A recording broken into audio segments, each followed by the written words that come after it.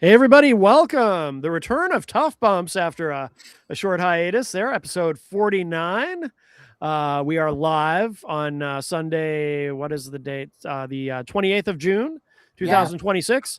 I am Matt Connerton, and with us, of course, as always, my partner in crime, Eric Pilcher, is here. Hello, Eric. Hello. And, of course, in the middle, rightfully so, His Excellency of Tough Bumps, Austin Hicks, is here. Hello, Austin. Hey, how you doing? Good to see Again, you. I stand behind. I've given up trying to police these ridiculous, asinine titles. Mm-hmm. Fine, whatever. But I would argue grammatical correctness is key. Okay. I don't think that's right though, because when they show the Saudi Arabia prince there or something like that, they refer to him as But it's His Excellency. That is it. It's not His Excellency of. yeah, but what is he the excellency of? It's just His Excellency. That is his greeting. That is his formal title. Yeah, But title. he's the excellency of something or But somewhere. you know what? We have a lot to discuss today. This is irrelevant because it's an irrelevant title. It doesn't matter in the grand scheme of things. Does not matter. Yeah. So you know what, Austin? Fine, excellency, final progenitor, boss, whatever the hell. We're Godspeed. By the way, our friend Easy G Eric Gagnon says, "Welcome back. I missed you guys."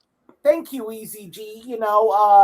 2 weeks ago I was under the weather, not feeling the greatest, and then last week one of us had a Father's Day obligation with his father, the only person who has a living father.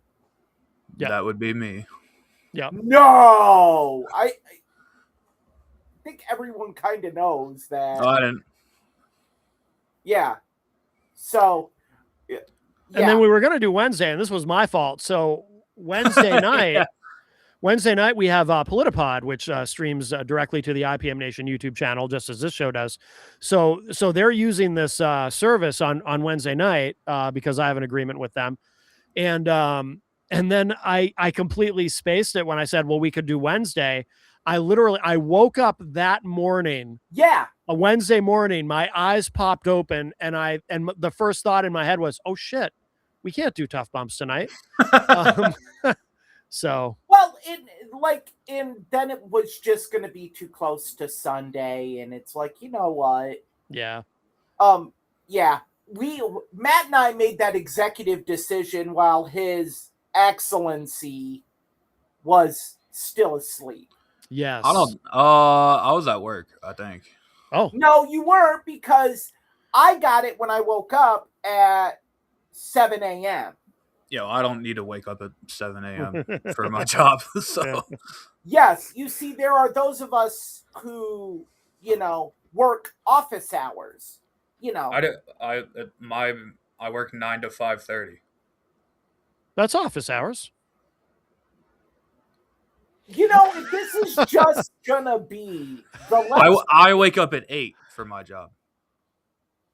If this is going to be the let's take a dump on Eric hour or 2 hours. Do you guys like that podcast, Office Hours? Tim Heidecker? You guys fans? I've never even heard of it. I don't know if I know what that is. You gotta check it out. Tim Heidecker, he's brilliant. Anyway, all right. Well, here we are. So we are live, and so we have some big news, some non-wrestling related news. Matt, Eric Gagnon's favorite subject. There he is, Crazy Joe. You know what this tastes like? Sweet victory.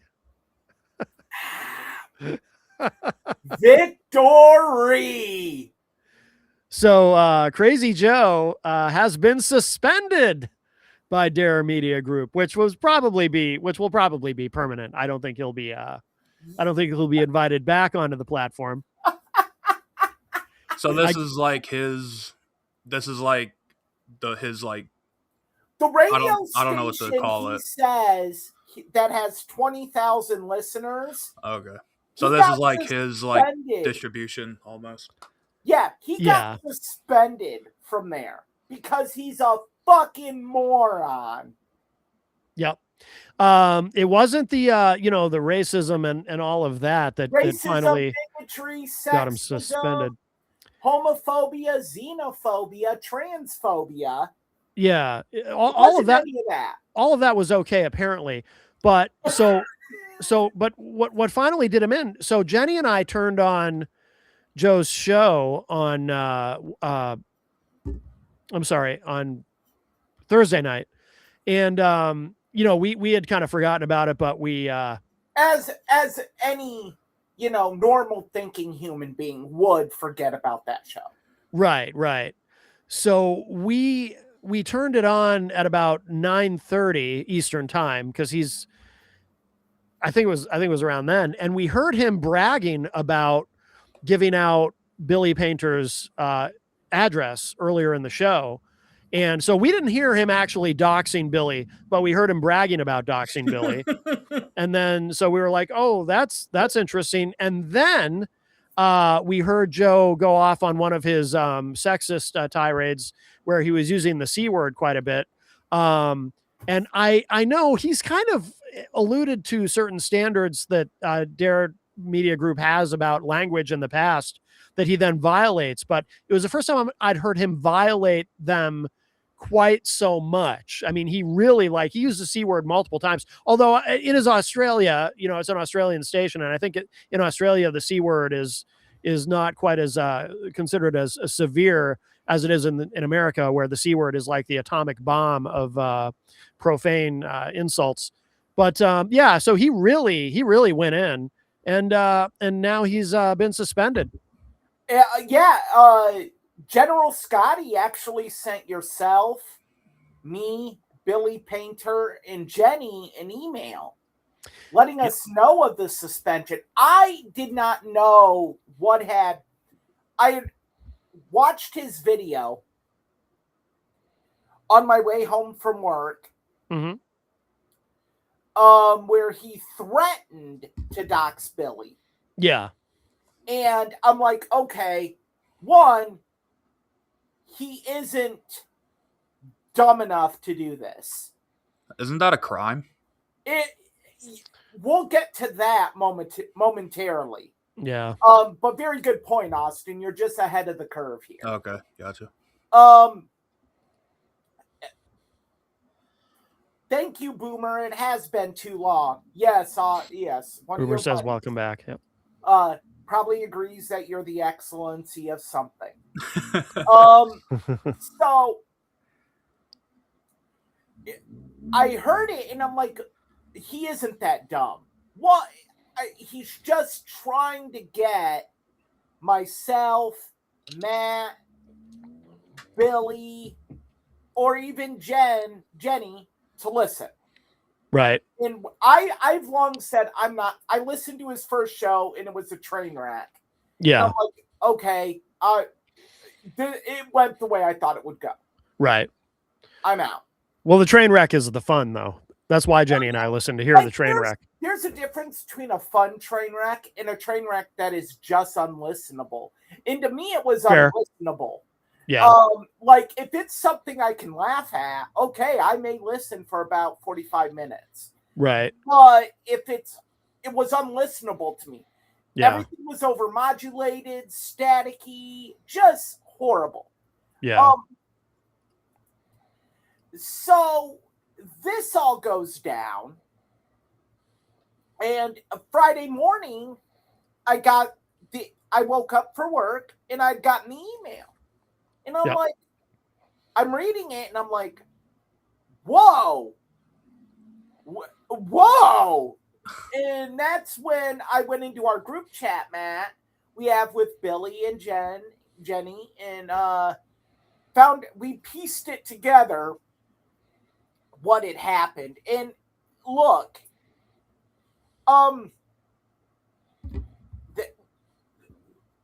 doxing is a very serious problem. Mm-hmm. One, Billy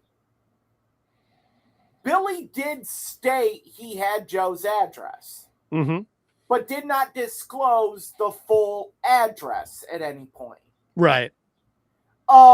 Joe disclosed the full address allegedly because the episode has been removed from Dare Media Group, Radio X.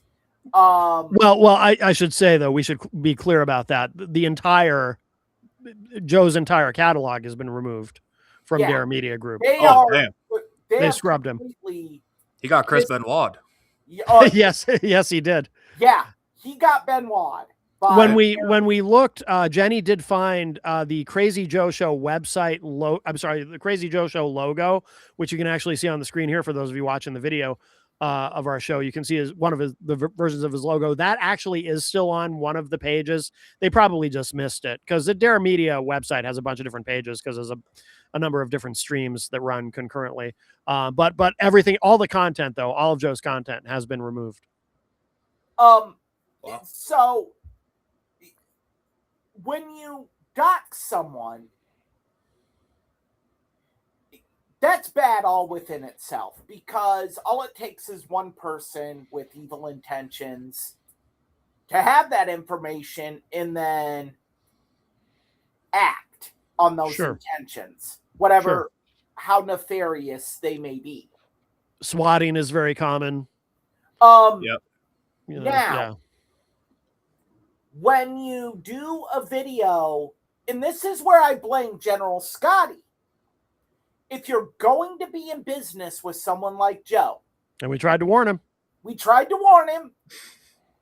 And I have fought every fiber of my being from emailing him with, ha, ha, ha, ha, ha, told you so. I haven't done it, and I don't think I will email him. But we sent you the evidence of things Joe has said. Yeah. We sent you everything documented. And if anyone wants this information, get with myself or Matt, and we can send you the Substack link that has all the evidence we have against Joe. Yeah. It's perfectly curated and is all there. Yeah. The racism, the bigotry, the accusing Matt's deceased father of stolen valor, accusing Matt's father of other nefarious acts that decorum will not allow me to discuss here, but they're sickening. We have that. Mm-hmm.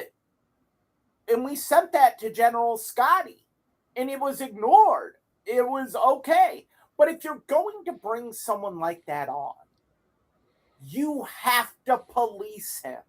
And if you're running a radio station or any media outlet, and you know he is on YouTube, you know he is on Rumble, you have to monitor him. Because he went on Rumble and threatened to do this. And then said if people want to send him letters or anything else nasty, feel free. Yeah. That is almost advocating for people to do bad things to him. All it takes is one loony from the bin to hear that and be like, oh, Joe wants me to hurt Billy. Okay. It's very dangerous. We should mention, because Jenny made a comment in the chat room because you were talking about General Scotty, and we did try to warn him. Jenny says, "Yeah, I don't think much of someone that allows so much hate to be broadcast." Yeah, I mean, a lot of Joe's shows on, he wouldn't go in quite as hard as he does on YouTube, which of course lost him his YouTube channel, and he had to start over with that.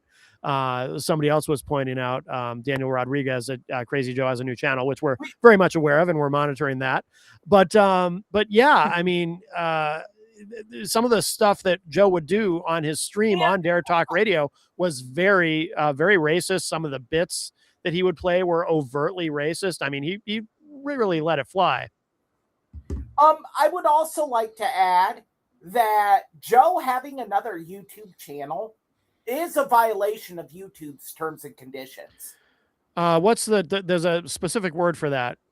When you circumvent, I know what you're saying. I can't remember the word. There's a specific word for that. And I know what you're saying, but basically it's in the terms and conditions that if you have your YouTube account removed, you cannot start a new one. But everyone, I mean, to be fair, everybody violates that. I mean, right, but you'd probably be hard pressed to find someone who's lost their YouTube channel that didn't start another one. Right, but Sure. I'm saying that, it's only a matter of time. And believe me, he will do something stupid to draw attention to himself. Of course. And his plan now is he's going to get on to another station, but do no advertising, so people don't know where to find him. I know. It's so funny when he says that. I heard that, and I'm like, huh? He does that every time. Every time he gets onto a new platform, he says, I'm not going to advertise it. Oh, yeah. He's implied it. He has never implicitly said, this is now the plan. Oh, I've heard him say that before. But then he doesn't. But then he never keeps to it. He doesn't follow through. Because you have to advertise. Right. It's stupid. Yeah. But now his new thing is the station he gets on board with. He's going to make them sign an agreement.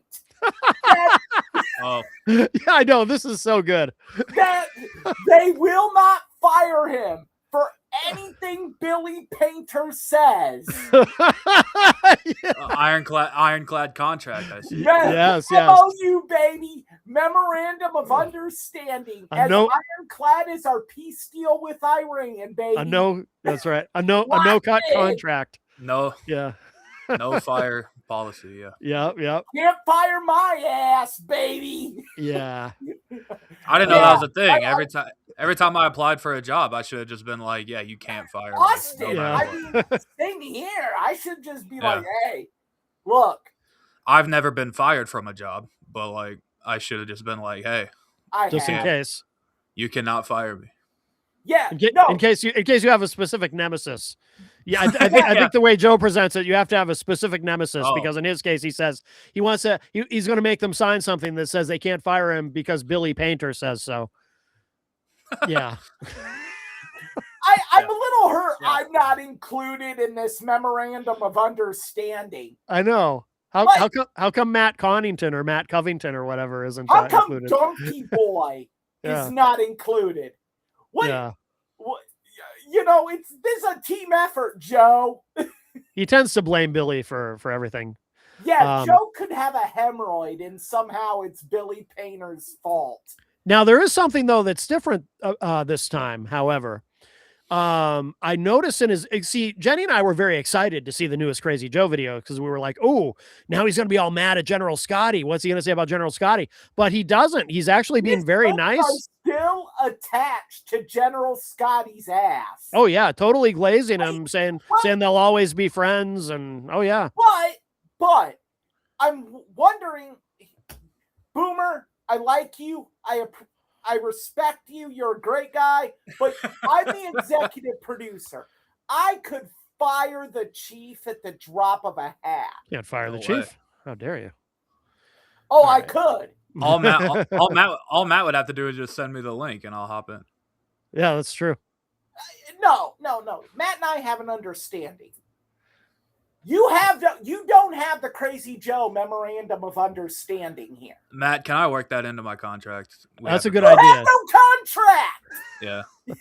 I cannot be fired no matter what Eric tries to do to me. You can't be fired because of Eric's raging jealousy. Yeah. There you go. But yeah, so far he's still kissing up to General Scotty. I think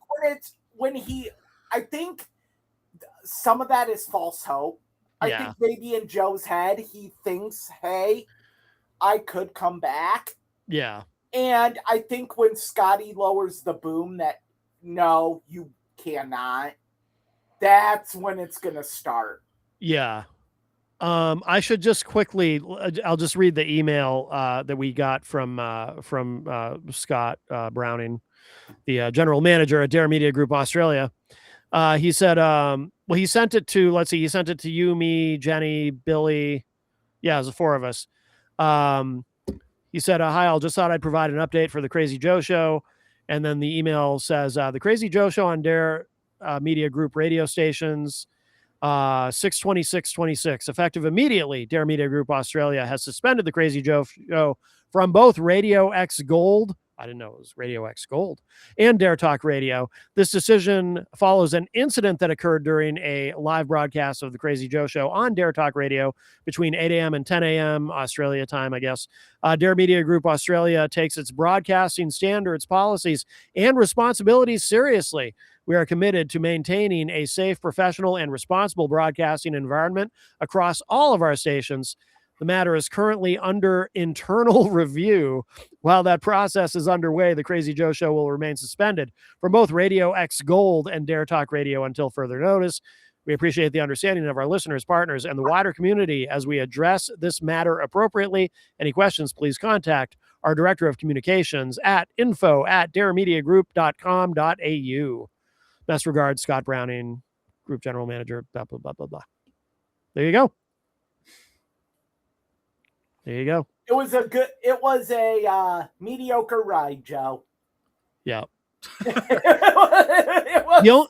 The one other thing I would just say about doxing is Joe, I don't know, I think we talked about it. Joe had tried to dox me once, but it was actually rather hilarious because he announced in one of his videos that he was going to dox me, and he gave out my phone number. And I just remember thinking, wow, dude, yes, you gave out my phone number, Joe, the same phone number that is publicly displayed on my website and in all of the advertising for my hypnotherapy practice. But yeah, good job. You really got me.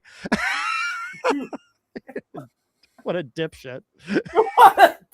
He was so proud of himself too when he gave out my number. Yeah. He was proud of himself for this. It's like, I even commented on one of his videos, like, you lost your 20,000 listeners. Yeah. Like, you're celebrating this. Like, they're not gonna follow you. That's the other thing I think is in his head. That all these listeners that were on Dare Media are gonna follow him. Right. And no, they're not. I assume Dare Media has like shows that people like listen to and enjoy, and like he's kind of off in his own like little world. It's called the land of delusion. Yeah. Like, yeah. I have no illusions of grandeur about what we do here. I'm thankful for every view, listen we get. Yeah, of course. Of course. But I don't sit here and say Matt Connerton is the next Conrad Thompson. I don't say that I am the next Sean Ross Sapp or Izzle is the next Brian Alvarez. That's something Austin might not be aware of, and some of our viewers and listeners might not know. Is part of Crazy Joe's whole shtick is he claims that he's going to be the next Howard Stern. I've heard that. Yeah, you have, yeah. But by the way, this is a 70-year-old man saying this. Yeah, but he's his best days are ahead of him. I guess. So. Howard Stern is fucking crazy. But I mean, I like the delusions here. Yeah. Like I'm like, dude, you like anyone else that had this happen to them in this business would probably look at this as a way of self-evaluation. Yeah. Mm-hmm. Like, how did I screw up? Right. What did I do? What can I do to make this better? Not Joe. Oh, hell no. We're doubling down on the ridiculousness. Well, because it's always somebody else's fault. Oh, yeah. It is. Yeah. It is. This time it's Billy's. And, it's, no, you need to be responsible for your actions and what you did to bring all this on. Yep. And, I hope Billy pursues legal action. I've talked to a friend that's a paralegal. The one thing saving Joe right now is we can't find audio of the show where he actually doxed Billy. Right, it's been removed. Yeah. If we had that, his ass would be in a sling big time. And I want to say this to Dare Media Group and General Scotty. You better hope, you better pray to whatever deity you believe in that nothing happens to Billy Painter or his family. You better hope, because if it does, I promise you, I will do anything I can to help Billy, or God forbid, survivors of Billy's family, in coming after you with everything they got legally. I will not rest until you burn, son. We warned you. We warned you, and we warned you. And you didn't listen. You had the evidence of the racism, the bigotry, the transphobia. You even watched it unfold on his YouTube channel, and That's you true. still gave him an outlet. You stupid son of a bitch. And now there is a small, very small, but still a threat of something bad happening to someone because of your actions. That's what pisses me off. Negligence, I think, would be the word. Your negligence, thank you, Matt, could lead to a friend of mine being in danger. That pisses me off. And Joe, Joe, you are not blameless in any of this. Nope. You better hope a hair doesn't get touched on Billy's head. You better hope. To quote Vito Corleone from The Godfather, or paraphrase him, if a bolt of lightning should strike Billy Painter, I am going to blame Scott Browning and Jose Martinez. And I'm going to leave it at that. All right. Well said. Well said. All right. Well, that's the end of Joe's tenure on Dare Media Group. Well, should we? Tentatively. Oh, we're pretty sure. Yeah, I mean, it's hard. If Scotty brings him back after this, Scotty's a real piece of shit. Yeah, and he'd be pretty naive too. Yeah. Yeah. No, it's not happening. Not happening. I'd be shocked. But let's get to the reason why we're here. Yes. So first on the undercard, so we have this. Well, this is also unpleasant. Rhea Ripley's injury. I'm a little unclear on where this all stands now, though. I don't think I'm the only one. I think everyone is unclear where this stands right now. Yeah. She hasn't competed since the PLE in Italy. Yep. They had Io Sky win Queen of the Ring yesterday. Yep. At Night of Champions. Yep. At Night of Champions. So the logical step would be she challenges Rhea. Yep. At SummerSlam, but they've also been kind of teasing Io and Liv on Raw. I think is an out for if Rhea can't go for SummerSlam and they have to pivot. Mm-hmm. Which is very smart. Well, they've already pivoted because after Io won, she challenged Liv right then and there. Afterwards. She did? Yeah. So the issue here is you got to make a decision now if you're WWE. You can't hold up your SmackDown Women's division as spotty as it is. Yeah. You can't hold it up. Like, if she's going to be out, like, through SummerSlam, you got to make a move here. Mm-hmm. And I think if it were good, something would have happened by now. Yeah, it's weird because on Raw, when Liv and Io were doing like a little promo battle thing, they were openly talking about Rhea. It wasn't like they were avoiding Rhea. So like logic, years of watching wrestling will tell you that, oh, like Rhea's still going to be champion for the foreseeable future and stuff like that.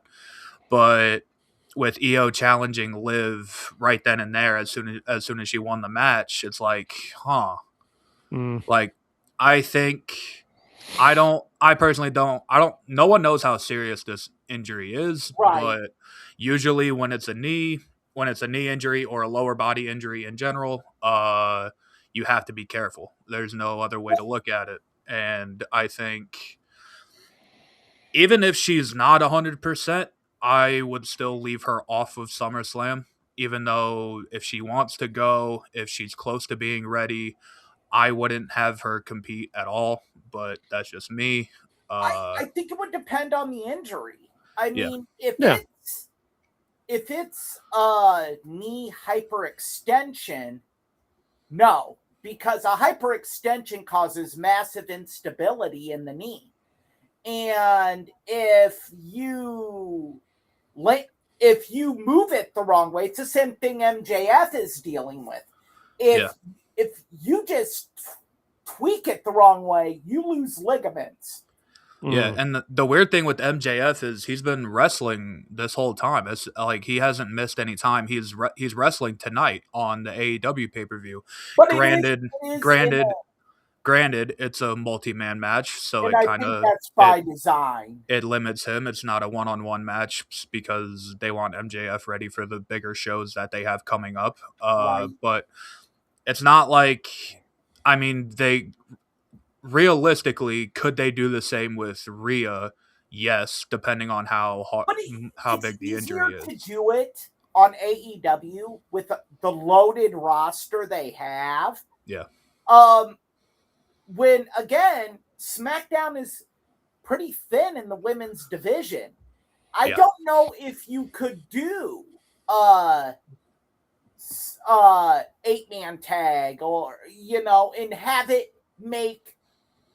and have it be cohesive, both in the ring and storytelling wise. I don't because first it's too full. On the SmackDown side, I don't think they can.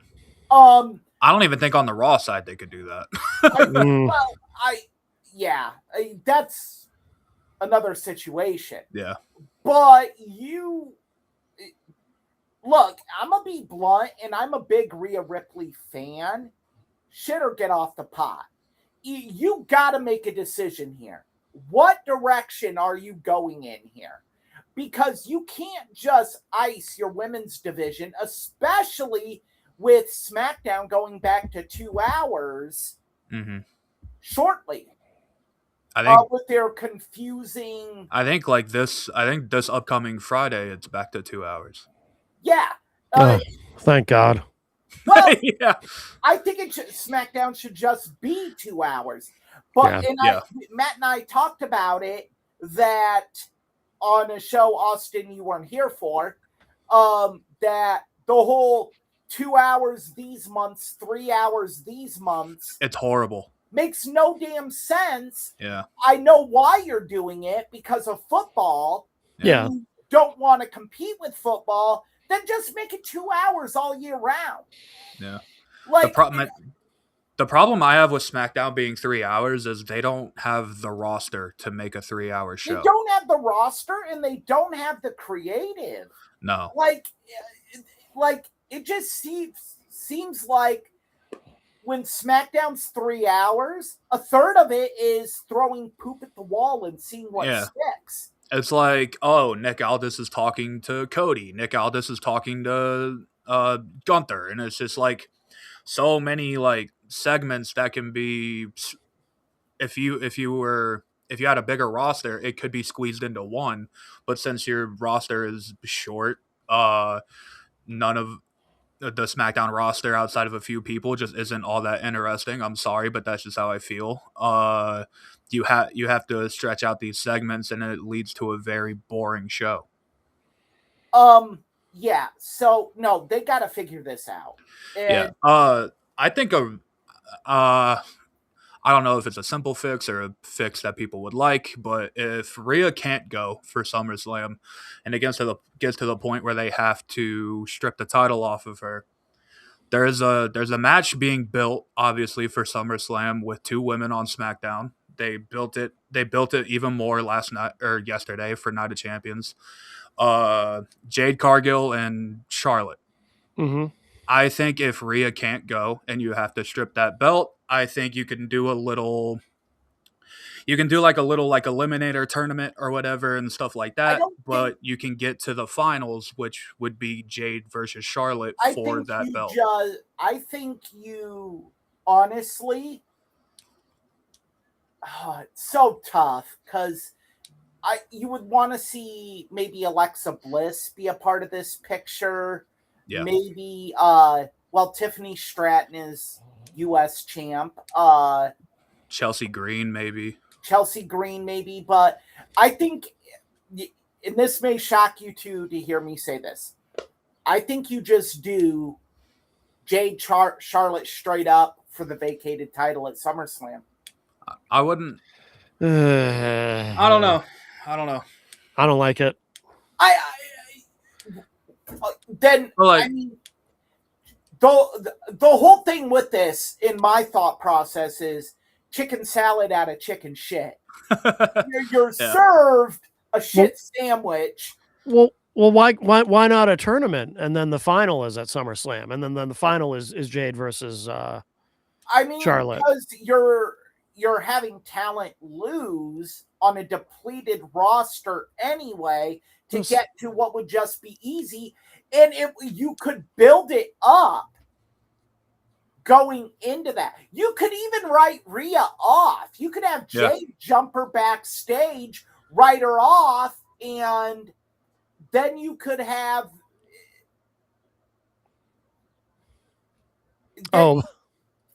Sorry, Billy Painter's in the chat and says, have you guys discussed something other than wrestling? Yes. Yeah, we did cover that, Billy. Your ears must have been burning. That for the first 30 minutes. Yes. But yeah, look, I know it's not the best idea, but if you just did that, I mean, a tournament could work. But if you're going to do a tournament, and you have Jade Cargill and Charlotte in it, to Second Austin's point, everyone already knows what the end result's going to be. Right. Unless you're going to throw a swerve in there, it would make no sense. I don't even think you have to do a tournament. It could be like, hey, we're going to do 2 triple threat matches or 2 fatal 4-ways, and the winner of those fatal 4-ways. But if you have Jade go on to SummerSlam. My point is, Jade and Charlotte, if you have them in one, if you have one of them in one match and one of them in the other match, again, people are just going to be like, oh, it's going to be Jade and Charlotte. That's all right. Sometimes this stuff is predictable. Okay. It's still fun to see how they get there. I can see that, Yeah. And again, it's a tough situation and there is no perfect solutions. Yeah. I just don't think I don't like to see, like I suggested a tournament because I think if you just pick, you pick 2 people and you just put them in a match for the title, for the vacated title, I think it devalues the title. And I always hate that. I've always hated that since I was a kid and I first started wrestling, and I would see examples of that being done. It's like, why? I think it could be. I like the idea, the more that I think about it, of having them earn it. Yeah. But you have to do it strategically, because you can't do it in a way where you job people out to Charlotte and Jade to get to Charlotte and Jade, because you need to have competitors, especially if Rhea's out long term. You need to have believable opponents. Which really sucks in this situation, because and this goes back to my point I made when they did it, of Tiffany Stratton being U.S. champ. Mm-hmm. That's a problem because now you have a top tier talent with your mid card title. Yeah. That could really be beneficial in this situation. Put her in the tournament. She can be in the tournament. Have it be a triple threat match at SummerSlam. Put her in it. I would not put it past, because there has been times in the last few years where WWE announces that somebody is hurt, and then they are very quiet about it. It honestly wouldn't shock me if they're being very quiet about it.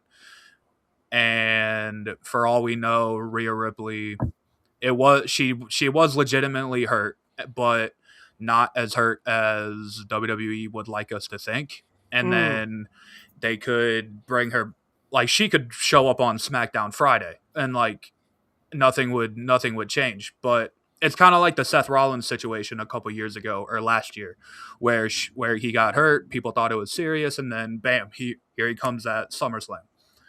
But the only problem is, if they were to do that, having Io announce her opponent right then and there, I think it causes more of a problem that Rhea might legit be seriously hurt.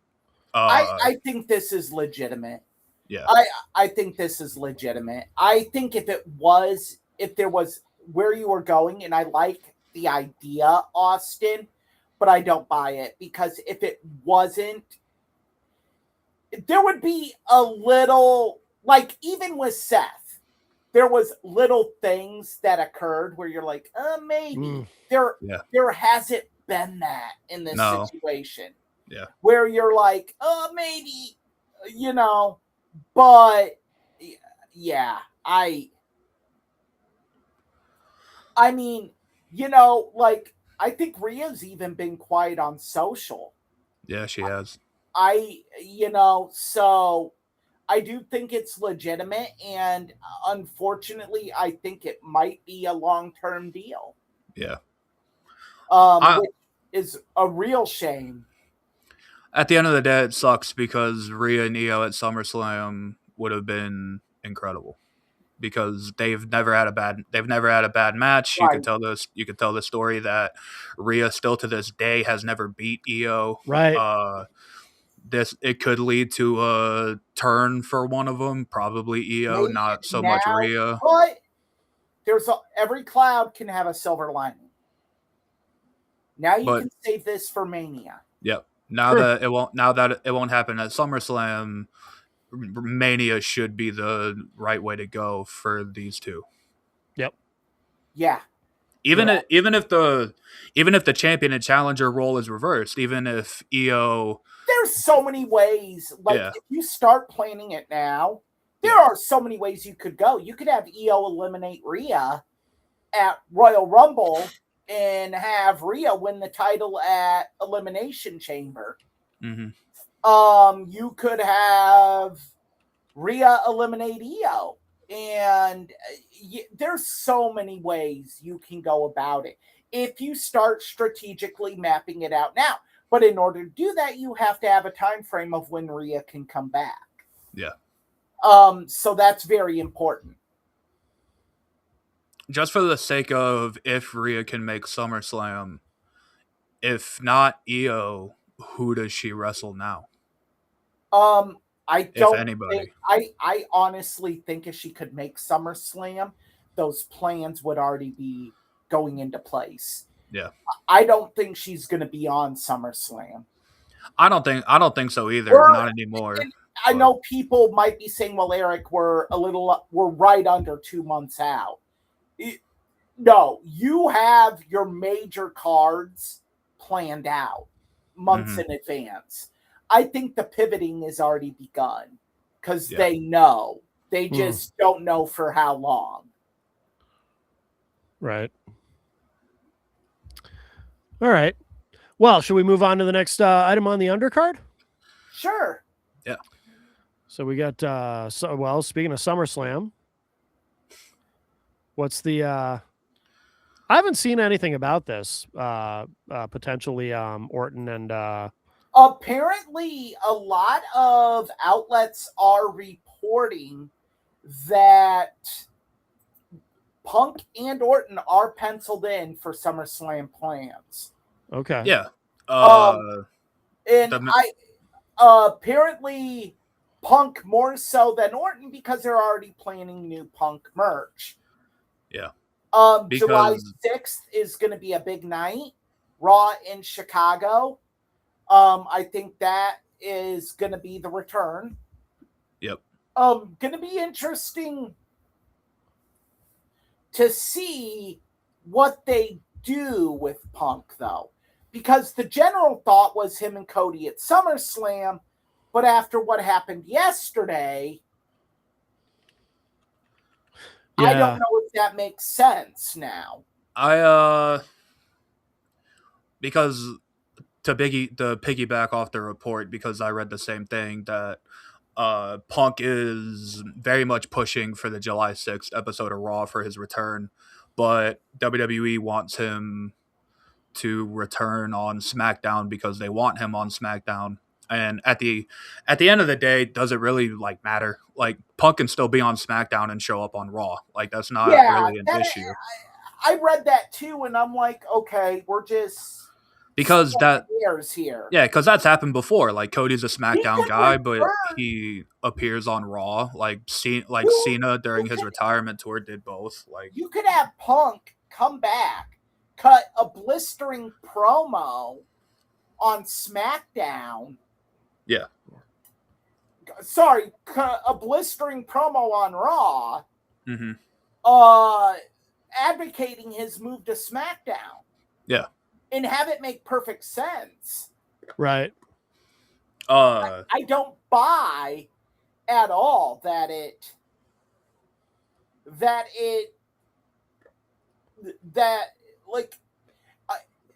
I don't buy the reporting at all that WWE is having this internal discussion with Punk about when he's going to return.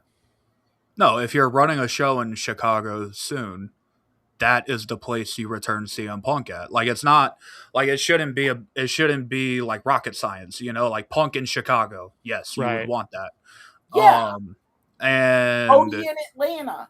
Yeah, because when Raw goes to Atlanta, Cody is usually on those shows. Like, it's not like people try to protect this brand split thing when WWE doesn't even care about this brand split. Like, people show up on either show all the time, so it really doesn't matter.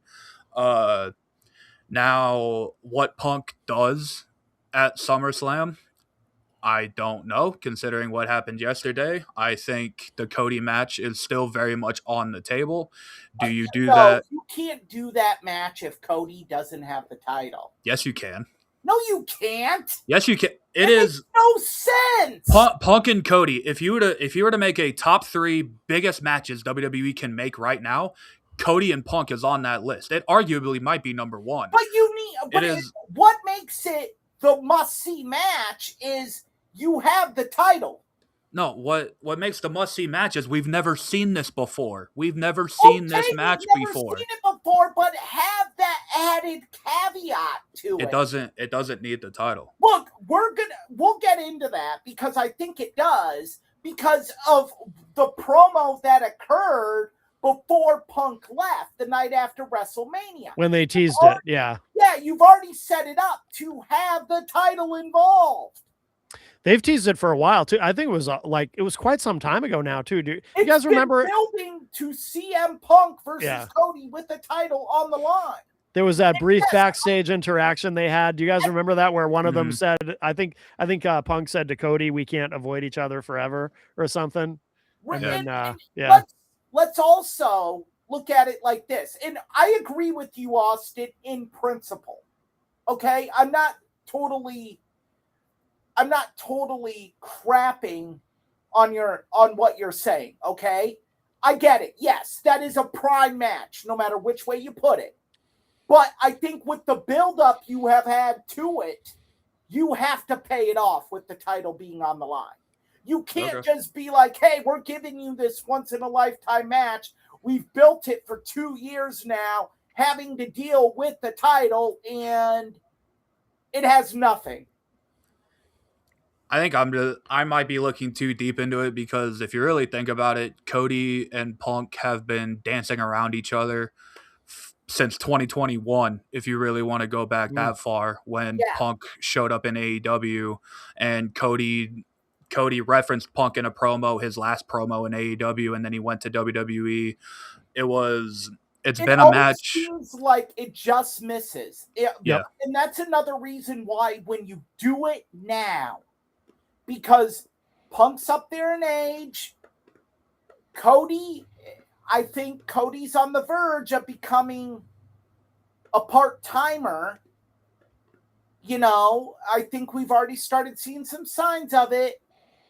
Yet it has to be just right to do it now. Well, I think there has to be a title. Or if there's not a title, it could be a match where the winner gets a shot at the title.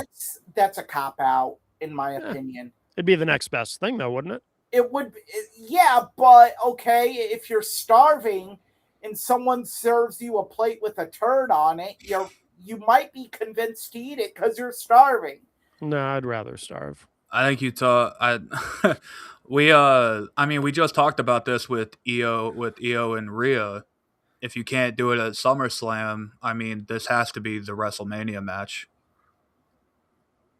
Can they wait that long? I mean, no, I think I don't know. Gotta do, if you're gonna have Punk move to SmackDown now, that has to be the first match you do, is Cody versus Punk, because if you have them go into different rivalries,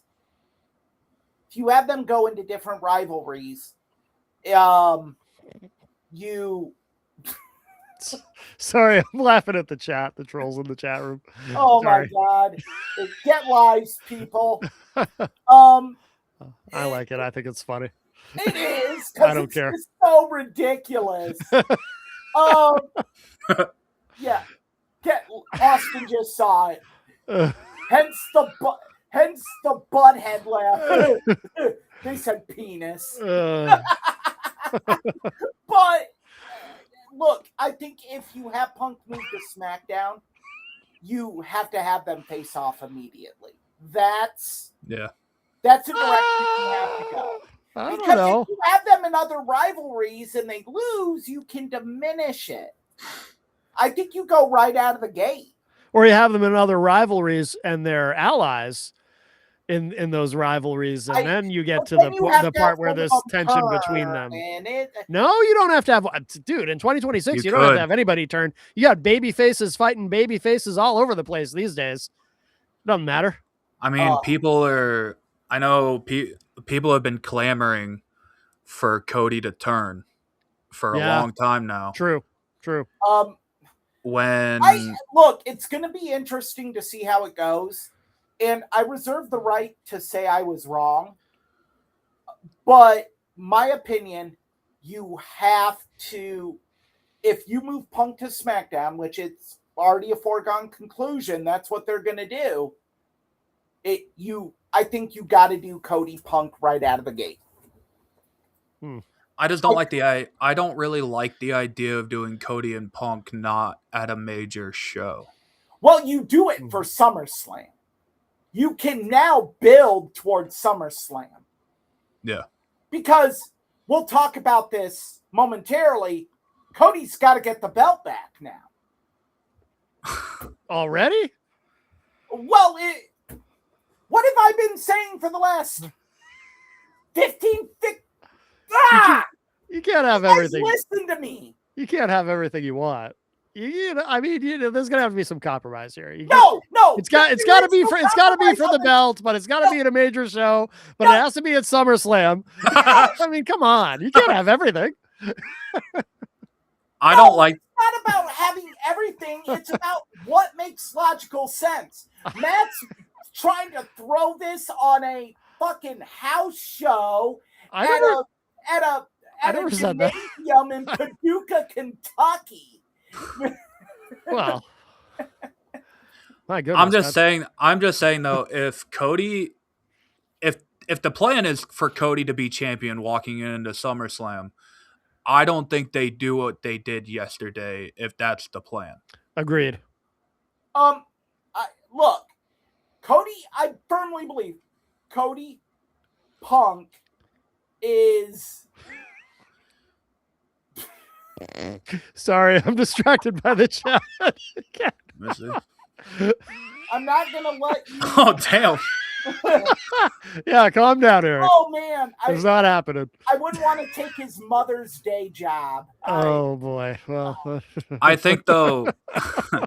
I'm sorry. Your mother still has a job, Dairy PH, as does your sister / stepmother. Oh, Lord. Because, yeah, the Cody and Punk SummerSlam plans are weird because if they don't face each other at SummerSlam, I don't know who they wrestle against. But I think with SummerSlam being 2 nights, you need a main event for both nights, and we're going to get into it later with what I think the main events of SummerSlam are going to be. But spoiler alert, they don't feature neither Cody or Punk. But with the other person in this situation, it could make things a little interesting. Because not only have we heard that Punk is rumored into SummerSlam plans, but Randy Orton, I guess, is ready enough to work SummerSlam. I don't know if that's true. I'm reserving judgment on that. Yeah. Because Randy has tweeted... Randy pretty much debunked that rumor that he's trying to have the summer off. Yeah. Which could be an attempt at a swerve. Yeah. But I think it is. But one of his stepchildren or children just graduated high school. So could be he's trying to spend the summer with family, and it could be logical. I don't know if I 100% buy Randy Orton. I'm sure they have penciled in SummerSlam plans if he decides to come back, but I don't think they're betting on it. Yeah.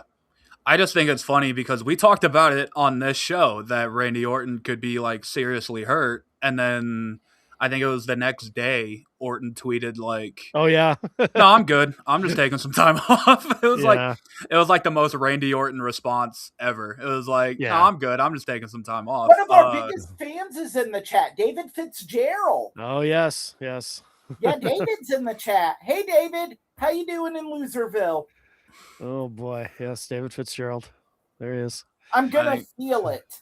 Feel what? Oh boy, I feel scared looking at his picture. Like he looks like Randy Orton? No, David Fitzgerald. He looks like the crack-headed version of the monster from Phantasm. Oh, okay. I thought you meant Randy Orton because Randy Orton kind of looks, especially in this picture, kind of looks like an angry penis. I thought maybe you meant him. If you know what an angry penis looks like, Matt, Touche. I was just looking at angrypenis.com a minute ago. That's how I know. Oh, you were? Hey, that's unprofessional. Focus on the show. That's why I don't share my screen. Oh, focus on the show. You know, that's what you're always focused on something else. That's a problem. I know, right? Nothing from what happened to Charles. I know. Sorry, I was just looking at my phone. Oh, the gag didn't work because never mind. Never mind. Anyway, all right. Well, so anything else on Orton, or should we move on to the next item on the undercard? We should move on to the final item of the undercard because this is pretty alarming stuff. Yes, a workforce reduction. Oh man, this is comedy. This is the TNA I remember right here. I'm sorry, Austin. TNA struggling to stay alive. I read we're back. Sami Callihan's account of what happened to him. Yeah, I did too. And it is one. I hate Sami Callihan. I hate what he stands for. I hate what he represents.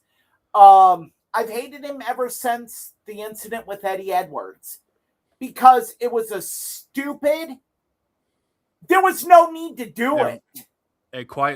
I'm not like being hyperbole here. It quite literally ruined Eddie Edwards' career. Yeah, there was. We should explain that for people who don't know. Basically, the spot was Eddie Edwards had his face on the seat of a chair. Yeah.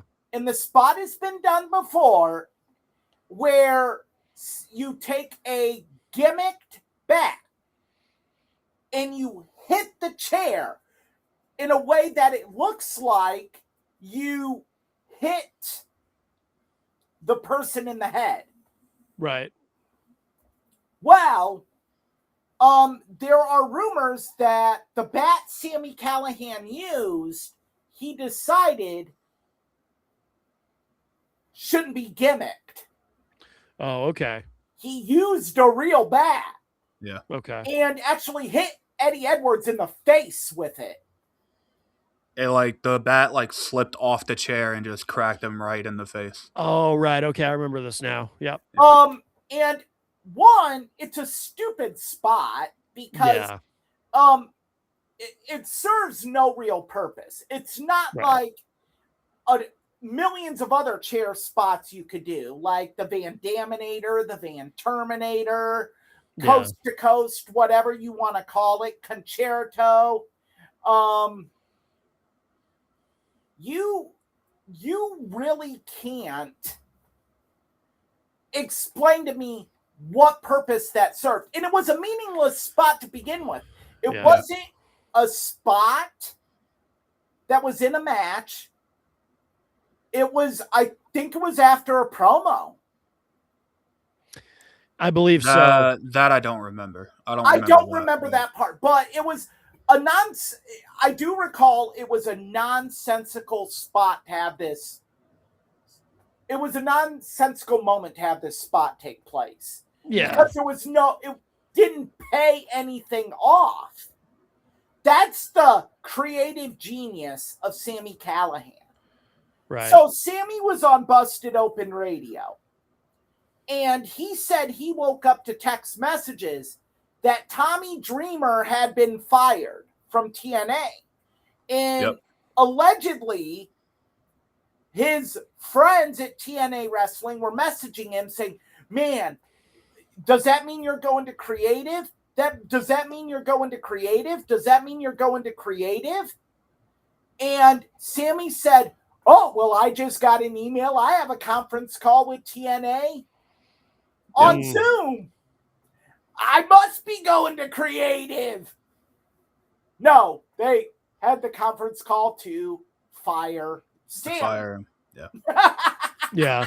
Part of the workforce reduction. And then Tessa Blanchard apparently she refused to quit working in Mexico. At CMLL. Yeah, they gave her a choice. It's the only other place that'll book her. Yeah, no kidding, huh? But apparently they were actually booking her much more consistently than TNA was. So for her, it was an easy choice. If you're going to give her an ultimatum, she's got, plus isn't she married to a CMLL wrestler? They divorced. Oh, they okay. Daga. Her and Daga, I believe, are divorced. Oh, okay. But her life is in Mexico, I think, right? Because she works much more there than in TNA anyway. Well, there isn't any American promotions that want anything to do with her racist ass. Yeah. So she was given an ultimatum and she picked CMLL. So that's it for her. Yeah. Look, TNA, and I drank this early in the show, Bum Energy, hard to kill. New sponsor? No, it's just really good. It's nice for an afternoon boost. Okay. Has 112 milligrams of caffeine. Nice. So nice little pump to get you through. Very nice. That's what I like. Looking at I do. That's not a pump, Matt. That's a kick in the ass. That's what I need.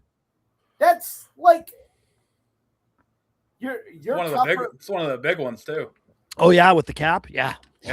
Yeah. One of the big ones, like one of the big ones on angrypenis.com. Yeah. It's kind of the shape of it. Austin, are you sitting in a closet today? No, this is my room. It's still where I'm at. It's just a different part of my room. It looks like you're sitting in a closet. I'm sitting like in my like doorway area, but my closet's right here. Okay, so you could argue that you are in the closet, though. No, I'm out. You see, the door is closed. Right, but the door could be. Never mind. See, I just closed it. Oh, okay. Thank you for clarifying. Yeah. So unpaid. Yeah. Very much unpaid, Boomer. Very much. It's funny you say hard to kill because TNA has a pay-per-view. That's why I said it. TNA has like they're like a cat that has 199 lives. Yeah. If there was a nuclear war, there would be the only things left alive would be cockroaches and TNA wrestling. I hope I die. Yeah, that's it for me. Yeah. I mean, it really is incredible. Yeah, to be fair, this company should not have survived past 2003, if we're being completely honest with ourselves. Yeah. And like, there's been times during their history where it looks like they were actually going to shut down 2015, 2018. Sorry to cut you off, Austin. Everyone was saying the pandemic was going to kill TNA. I'm actually shocked that they survived COVID. Well, also the when they lost their deal with Spike TV, that everyone was like, "Oh, that's it for TNA. Yeah, they're done." Because everyone thought so. Yeah, because TNA left Spike in 2014, I think, and then from 2014 until they got this new deal, they were on a channel that almost nobody had. They were Access I didn't know TV. It was like Access, and then it was like a car channel or something. They had like a NASCAR, 1 month NASCAR network or something. It was like Gear TV or some bullshit like that. I don't know. Yeah. And then they had like a 1 month run on Destination America. Tranny TV. And the audience they had, people were a little confused about what was going on here. They had a thing on what's one of those like free streaming services? It's like Pluto. Yeah, Pluto, they had a Pluto. They had a Pluto. They had a. I think they had both. They had a Tubi and a Pluto deal. They still do. You can watch TNA wrestling 24 hours a day. Yeah, and it's old TNA too. It's like the good stuff. It's like good TNA. I don't know. I watched I'm actually a big fan of the Pluto TNA channel. I saw one of the great booking jobs of Jeff Jarrett at play, the first King of the Mountain match. Ooh. Oh yeah. Is that when they filled the ring with garbage? That was when the announcers didn't even understand the rules. Oh, yeah. And you had Mike Tenay and Don West. And Don's just hyping this match. And Mike Tenay's like, so how you win?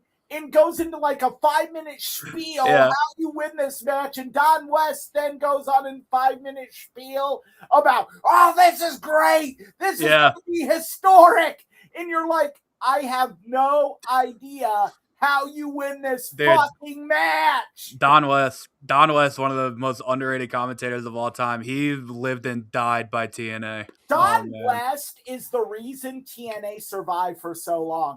God rest his soul. Could sell a shit sandwich as a steak. You guys, I don't know if you guys remember, but they had like a brown paper bag sale where it was like for like $25 to $30. Anything they could fill in a brown paper bag, you could just get. And it was like 3 T-shirts, a banner, DVDs. It was like stuff like that.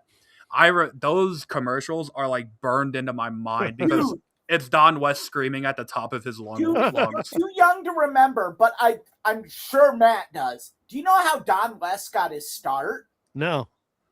Oh, you don't, Matt. I don't know. He would be on late night infomercials selling sports cards. Oh, okay. Oh, wow. That doesn't surprise me.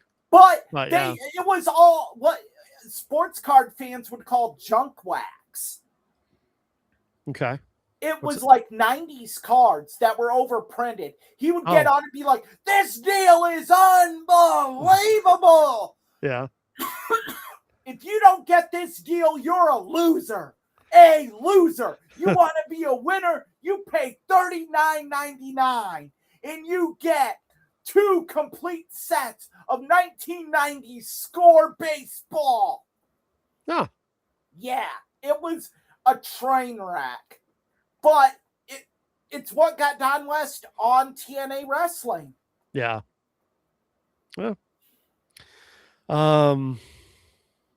I've also heard since TNA has gone to what network are they even on now? The A&E. name is A&E? since they've been on A&E, I've heard they have been losing a ton of money since they've been on A&E. Because wait a second. I'm sorry. Wait, is it A&E or AMC? AMC. That's AMC. what it is. Okay. Yeah.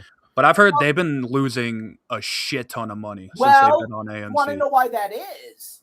They signed a deal very similar to what... Oh, yeah, Boomer. Absolutely awful. Like, even if you have a card that's a Gem Mint 10 graded, it's worth like $15-$20.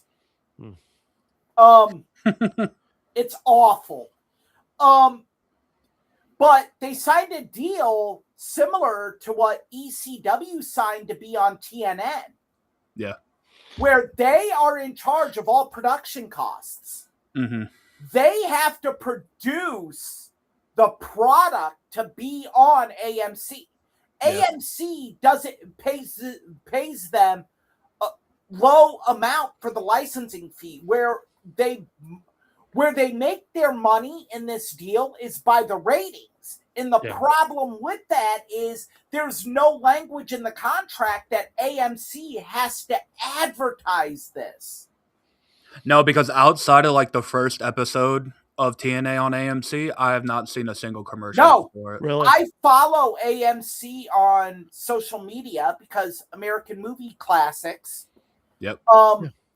And I haven't nothing. No. Really? They'll advertise the umpteenth millionth showing of Jaws this year. Yeah. When they do they'll do like a Rocky marathon. Oh yeah, they're crazy. July 4th, baby. All day Rocky. Yeah. They stole that from TBS. But I forgot what I was gonna say. Yeah, it's not like when they were on Access, when Access was funding them. It's not like Access had their own like the great thing about Access is they were HD Net. Yeah. They were owned by Mark Cuban. Yeah. And they were for the longest time, they were the only 100% high definition channel. You could only get it on DirecTV, but they have all this top of the line production equipment. Yeah. So they were able to produce this. That's why when the deal happened, I'm like, this makes no sense because AMC doesn't produce live action television. Yeah. So they just do reruns of classic movies because that's what they do. In Walking Dead. That's what but again, that's producing dramatic television. That isn't live sporting events. No. So then when I read a little bit more about the deal, I'm like, this deal looks eerily similar to the TNN ECW deal. And that killed ECW. I mean, ECW was on life support when they signed the deal. Yeah. But it effectively pulled the plug because production costs, and I would recommend to all of our listeners to listen to 83 Weeks if you want a consistent breakdown of production costs and why you have to account for that heavily. and why when you sign TV deals, it's a big part of the TV deal. Who is responsible for production? Also, too, you mentioned ECW. I watched Heyman's when I recommended. I don't know if you guys have seen it. Heyman being interviewed by Chris Van Vliet, and he talks about how when ECW was on TNN, they were the only time they were running commercials for ECW was during the ECW show. Yep. Yeah. Or they would air them on Roller Jam. I was gonna say they had like a rollerblade show where they would like promote. Oh yeah, Roller Jam was the lead-in to ECW. Yeah. Oh, I think I remember that. Yeah, and it was awful. It was scripted roller derby. Yeah. Yeah, because ECW would have to promote them all the time. What? Because ECW would have to like promote them all the time. Like Joey Styles would be in like his commentary booth talking about how great Roller Jam is or whatever. Yeah. And then they had some dramatic show about truck drivers that aired after ECW. Oh, sick. Oh, that sounds familiar. Yeah. Yeah, and they had Rob Van Dam on a 2-episode arc. Oh man, I need to find that. But the problem is, and this isn't funny, but it is if you really think about it. The episodes aired while Van Dam was recovering from a fractured ankle. Oh. So he wasn't even on ECW. Oh, wow. I don't even think the second episode aired. I think TNN just canceled the series. Oh, really? Yeah, that sounds right. It was awful. Like, you know how some of these series have an old, like, 80s actor or someone in it that you can relate to? No. No. Like, I think they might have had a dude who starred in the first Friday the 13th that wasn't Kevin Bacon in it. Okay, yeah. Wow. All right. Well, anything else on TNA? I mean, LOL TNA starts. Yeah. LOL and TNA. LOL at our chat. These are what does Stevie Richards say? TNA is always going to TNA. Yeah. And that's I like Jim Cornette. Mud Show is always gonna Mud Show. Yep. And they're still somehow going to be alive 10 years from now. Yes, they will. According to Eric Bischoff, there is one man that can save TNA. Huh. Oh, you didn't know? Yeah. Oh, that's right. Oh, yeah, we didn't mention forgot that. about that. Apparently, Road Dogg is going to be part of the creative team. Yeah, because he was so great at that the first time. Oh my God. I heard Eric Bischoff say that, and I'm like, I saw the headline on Wrestling Inc., and I said, this has got to be a rib. Really? They're ribbing me. And then I listened to it, and I'm like, holy fuck, he's serious. Yeah. If Road Dogg is your saving grace, you are in a world of shit. Yeah. Well, this is coming from the same Eric Bischoff who said by this time in 2026, TNA would be the number 2 promotion in America. I think he's recanted on that. Well, I would fucking hope so by now. he has went back on that. He is actually very pro AEW as of late. Yeah, he has been. But, I mean, when he said it, though, I mean, he wasn't, in my opinion, I mean, he wasn't wrong that it was a possibility. Because you look at it, and Matt, I know where you're going. So I had a thought in my head. AEW was kind of dipping. Right. TNA was kind of rising because they had this AMC deal. So the partnership with WWE, which has helped them, and which actually helped them get the AMC deal, but also has helped them a lot. I mean, they're drawing much bigger houses than they used to, and yeah. So they were definitely ascendant for a while. So and then I don't know, AEW caught fire and kind of never looked back, and TNA is doing what we know TNA for. Yep. Hey, Dairy PH. I think you meant I would look like Road Dogg if you added a chromosome. if you took away a chromosome, it wouldn't matter much. Adding is, if you're going to try to accuse someone of being mentally retarded, know the correct verbiage. You have to add a chromosome. Well, what do you think of his Pokemon? That's what I was laughing at. That was a good one. But then he totally destroyed it. Then he totally destroyed it with the looks like Road Dogg if you took away a chromosome. Because he said if Eric, so I don't know anything about Pokemon other than, you got to collect them all. But yeah, he said if Eric was a Pokemon, he would be Tardichu? It's like Pikachu. But... okay. I know who Pikachu is. Okay. Yeah, here we go. Oh, I get it. Okay, gotcha. There you go. All right. Now it's making sense. There's the light bulb. Okay. Thank you, Boomer. All right. Boomer says Dairy PH is a chud. All right. Oh, no. It's add a chromosome, Dairy PH. Well, should we get to the you're gonna troll appropriately. Should we get to the main event? Yeah. Night of Champions? I think this is gonna be a knockdown, drag out fight. Well, Eric, did you watch it? I did not. I read the recap. Okay. All right. I watched it live. I thought it was a pretty good show, to be honest. I thought it was fine. A lot of people in the IWC have been dumping on it. James Romero, of course, the most cynical man on earth, posted a video earlier just condemning the show as being some of the most awful shit that he'd ever seen. No, I thought it was okay. I didn't think it was great. I loved the main event, though. The main event was incredible. The main event was incredible. Dairy PH, your Turner syndrome argument is ridiculous because Turner syndrome only affects women. You dumb fuck. All right. Yes, it is caused by less chromosomes, but it only affects women because of the diminished chromosomes. Unless this is there might be more than one layer to this joke. He might also be implying that you have a vagina. Don't give him too much credit, Matt. Okay.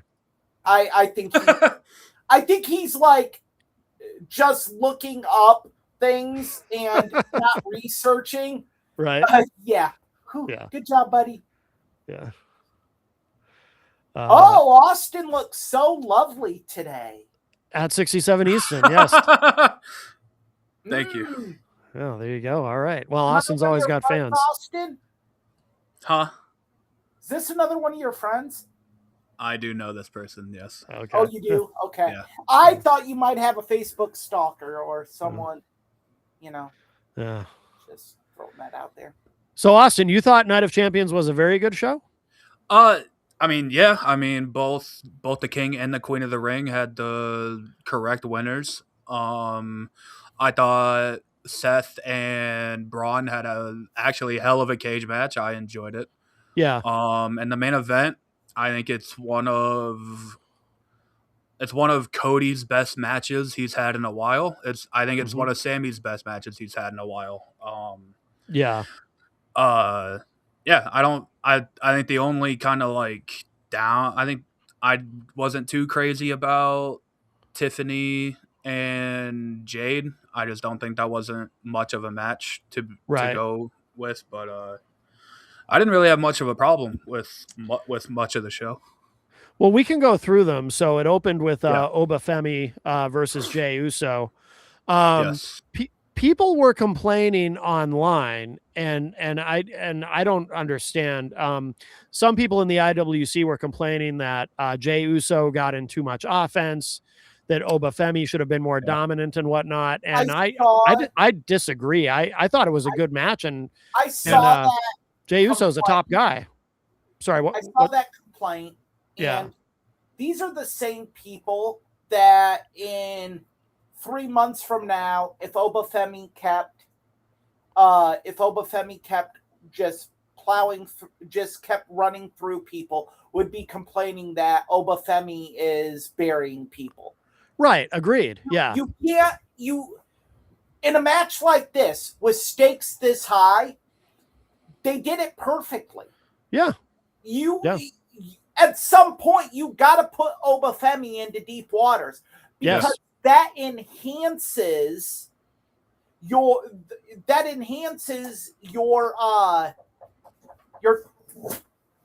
talent's ability. Hold on, I have a knock at the door. I'm going to let you guys talk. Oh, okay. All right. Yeah, go ahead. Going back to the Jey Uso thing, I think it's just the IWC doesn't like Jey Uso. I think that's really what the crux of the issue is.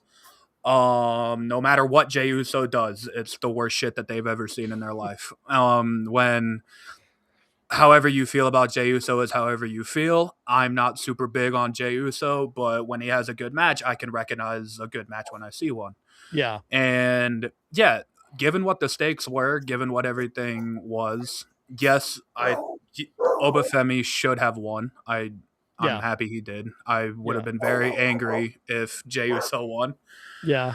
But I gotta mute Eric's thing here. Wow. How do I even? Does he have to mute it on his end? No, there's a way to do it. I've just never had to do it. Oh, his little dog stopped barking. But I think it's. Jeez, wait a minute. Can I do this? Oh, but his audio is still on. So everyone can hear. Oh, God. How do I just mute him? Should be able to mute him. Oh, wait a minute. There we go. I figured it out. Okay. Yeah, go ahead.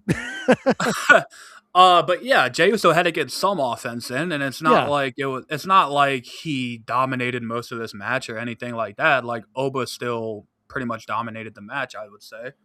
Yeah, and kind of toward Eric's point, you don't. I mean, obviously, Obafemi is positioned as a very dominant guy, and rightfully so. But you don't want him to be so dominant that he just squashes everybody, including a top guy like Jey Uso. Because if you do that, eventually, at some point down the road, it's like, where do you go with him? If he's just this, this guy who just kills everybody that he's in the ring with, then he's got to have at least a tiny bit of vulnerability, or things have to be a little bit of a challenge, or it gets very boring.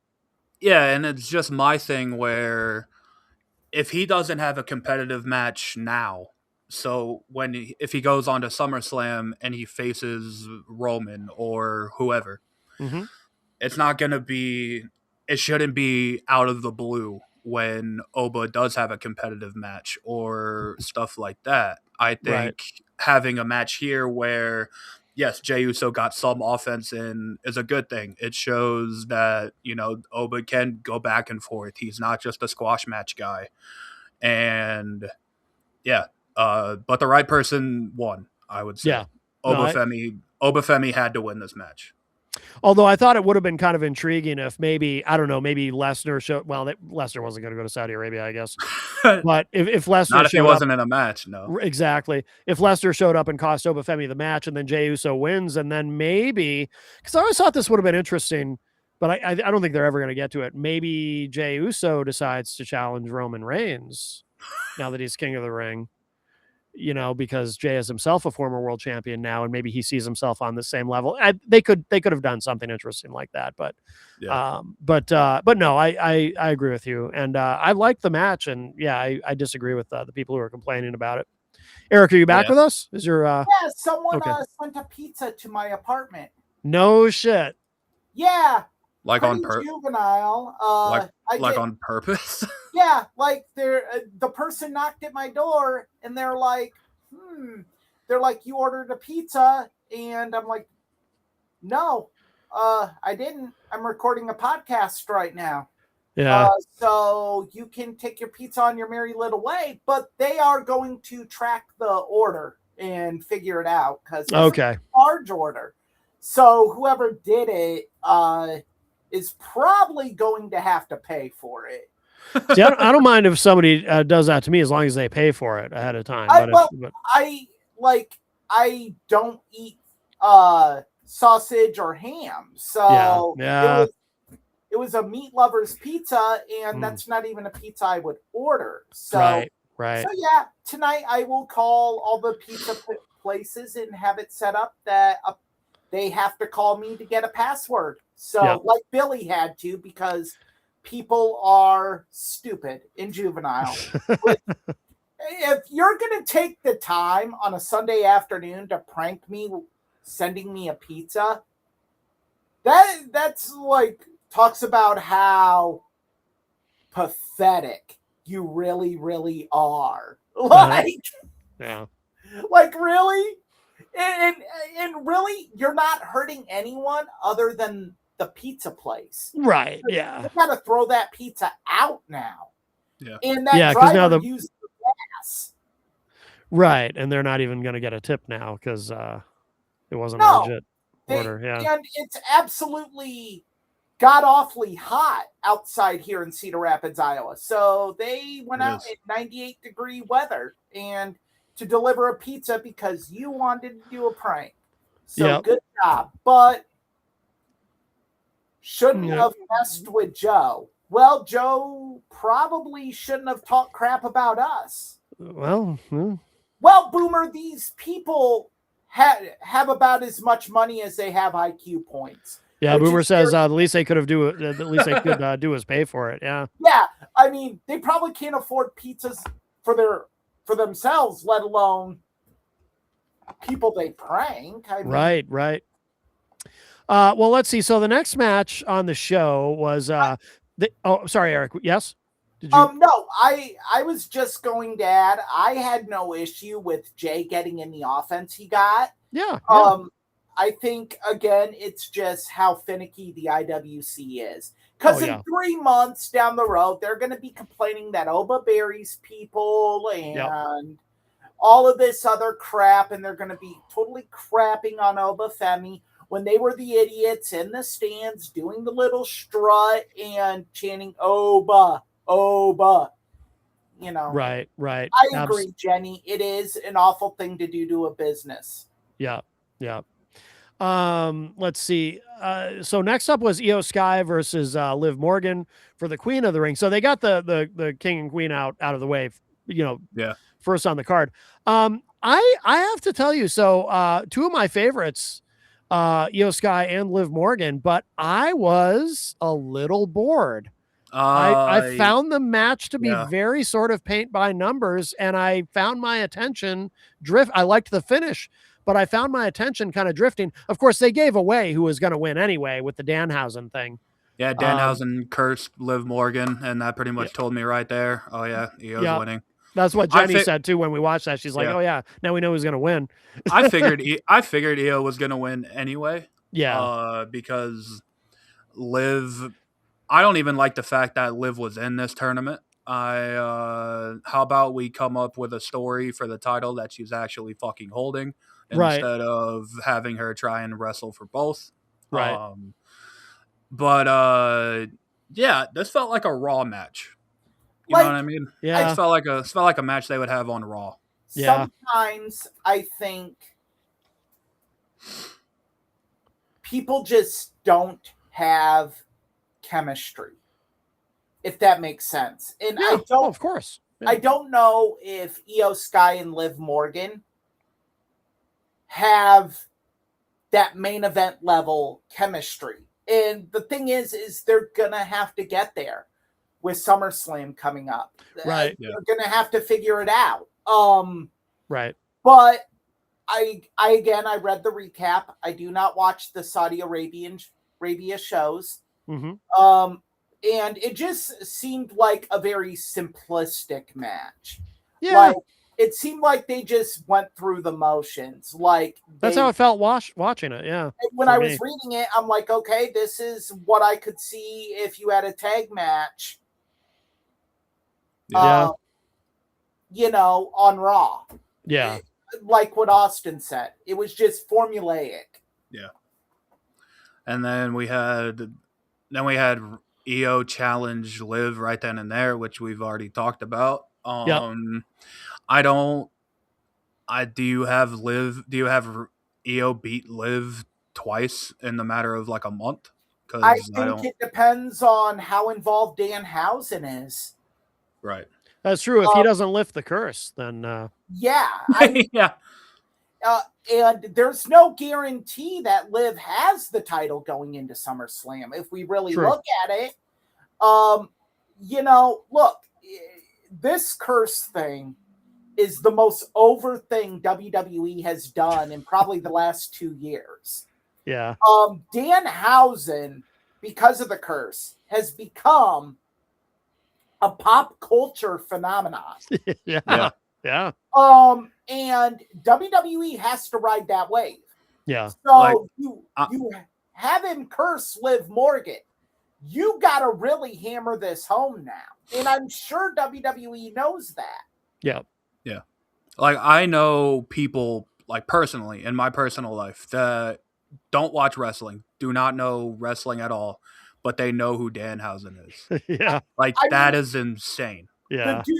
The guy had to turn down an invitation to take part in the Knicks NBA championship parade. Yeah. He was invited by the Knicks to take part in their championship parade. And because of another obligation, he had to turn it down. Mm-hmm. Right. To put that into the appropriate context, Hulk Hogan was never invited to a championship parade in his 80s heyday. Yeah. True. Stone Cold Steve Austin was at a Patriots AFC champions game where they honored them as AFC champions opening day in 1998, I believe. He had the old school Patriots jersey that said 316 on it. Oh, yeah. I've seen that picture. Yeah, that was when they honored them for winning the AFC championship. But not a championship parade. Yeah. Look, Danhausen, and I feel like we talk about him a lot, but he's a phenomenon right now. Yeah.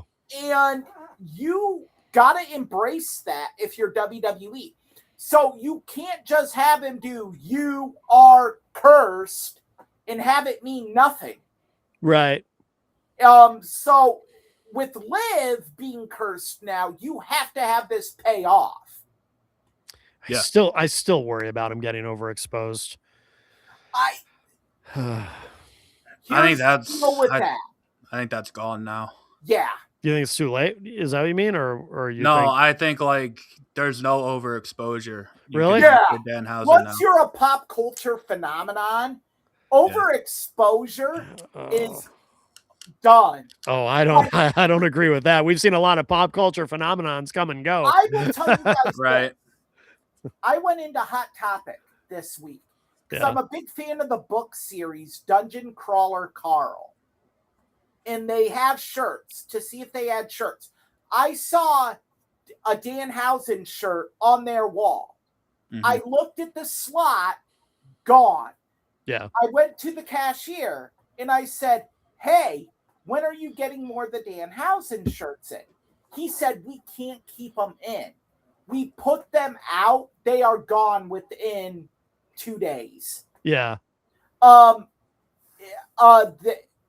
They said that is quite possibly, they said this is the most popular wrestling t-shirts have been for Hot Topic since Bullet Club.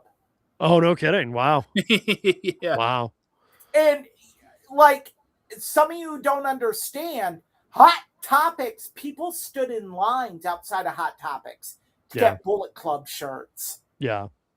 It's just so funny to think back to his WrestleMania debut and how everyone just couldn't wait to shit all... Elimination Chamber. Oh, Elimination Chamber. I'm sorry. And how everyone just couldn't wait to shit all over it. And he got booed. Yeah. Which, but I think, somebody had pointed this out. Maybe it was one of you guys. It wasn't that they were booing him. It was just, they just didn't know how to react. Yeah. I think, or they were expecting more. I don't want to I don't want to take credit, but Eric's not, so I am. I think I said that Okay. they weren't booing Danhausen Yeah. directly. They Yeah. were just booing the overall segment. We both said that. Okay. Yeah. It's also funny to think that this guy was in AEW, and I guess Tony Khan just didn't have a clue what to do with He it. was over in AEW. So, he very just over a in severe AEW. injury. Yeah. I mean, is that what it was? Is that why he was he got hurt from a severe injury? Oh, okay. I thought Tony Khan just didn't know what to do with him. Okay. Even when he was cleared though, they didn't use him. I don't. Well, I think there's a lot to do with Tony Khan, and this goes back to my main complaint about TK not having wrestling minds booking your wrestling show. I think Danhausen himself. Has said, Boomer, let me tell you this: no amount of curses or human monies will help Pittsburgh win championships. Well, Boomer's comment in the chat was, "I'm going to give Danhausen all my human monies to help any Pittsburgh team to win a championship now." Sidney Crosby is a bitch. Damn. We'll just get that out of the way. Steelers are garbage. Get that out of the way. They don't even have a basketball team. So the Pirates. They're about to lose Paul Skeens. Tough. Well, should we go on to the I still like you. You're a great guy, but Pittsburgh sucks. Well, should we go on to the next match on the card, which was Seth Rollins beating Braun Breaker? I was shocked in the steel cage. I thought the match was good. I would say very good, actually. I was very shocked at how brutal they made the match. Yeah. Breaker was really bleeding there. Braun actually bled, which is awesome. I think steel cage matches call for blood. I think it's good they had him bleed. Yeah. I think they made him look good in defeat. I think he looked very strong in defeat. He kind of looked like a babyface in defeat, though, too, right? Because they did that, and I thought the finish was very interesting. Yes. When and Eric, I know you didn't see it, but Braun Breaker, he's down.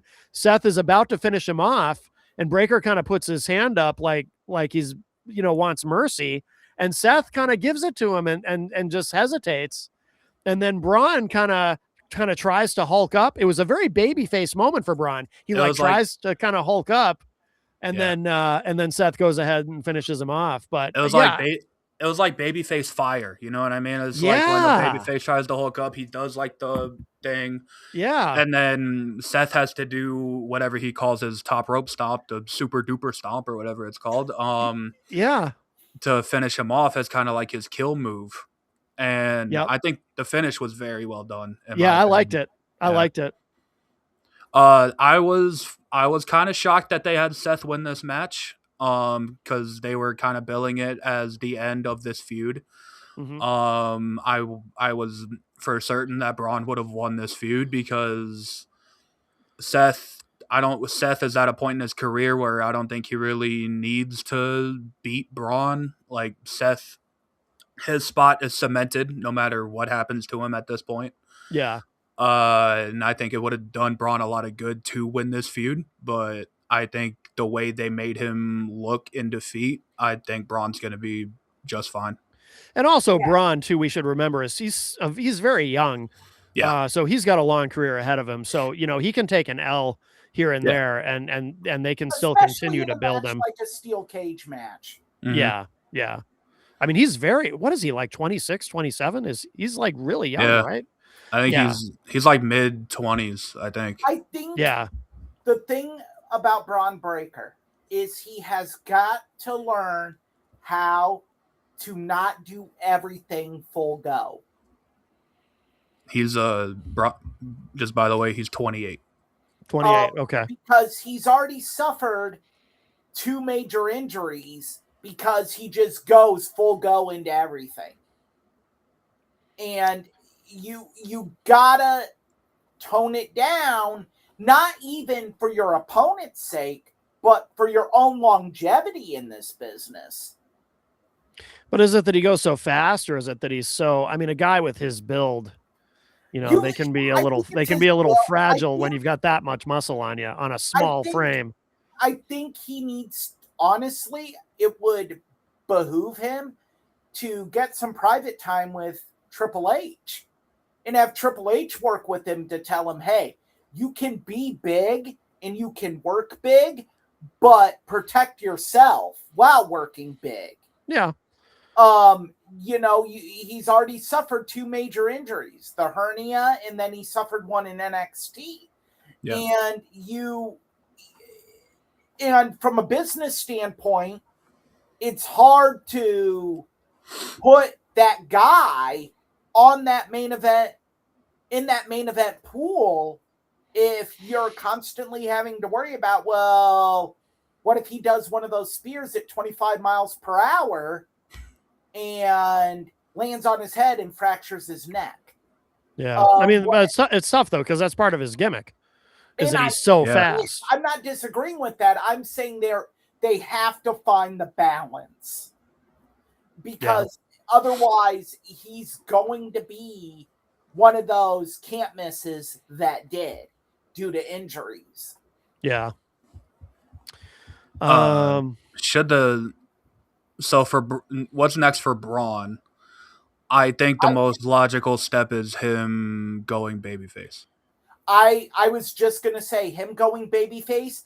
Bronson Reed is about to come back. Yeah. I think you have him leave the Vision, and him and Bronson Reed show down at SummerSlam. Yeah. That's intriguing. Yeah. I think now that Seth is done with the Vision, I don't think the Vision really has much reason to exist now. You can keep Paul Heyman with Logan and Theory until they lose the tag titles. But I think Braun is technically a tag champion right now because Logan Paul's hurt. So I think the most logical step is whenever. Wait, didn't they lose the belts? Oh, that's right. The Street Profits. The Street Profits. Never. Yeah. Holy shit! Wow.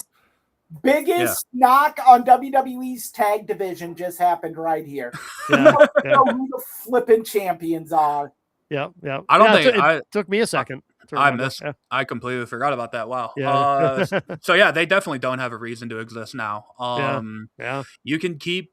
I like the idea of Paul Heyman with Logan Paul. I like that idea. I do too. Logan Paul can talk, though. He can. But Heyman Paul can talk. But and Heyman, I think Heyman is better suited with Bronson Theory. Bronson Reed, yeah. In Austin Theory. Okay. I think Austin Theory is. He's not a great talker. He's okay. He's not a great talent. Austin Theory is damaged goods. In my opinion. I think so. I think Austin Theory should just be thankful he got another 8 months in this business by being a part of the Vision and call it good. Wow. Because if you haven't gotten it yet at this level, you're never going to. And he hasn't. It's time to move on. It's so weird. It's so weird because, I mean, this guy has a singles victory over John Cena at Mania. Yeah. And, while Vince was still in charge, he was being positioned as I think that's he's going to be a guy.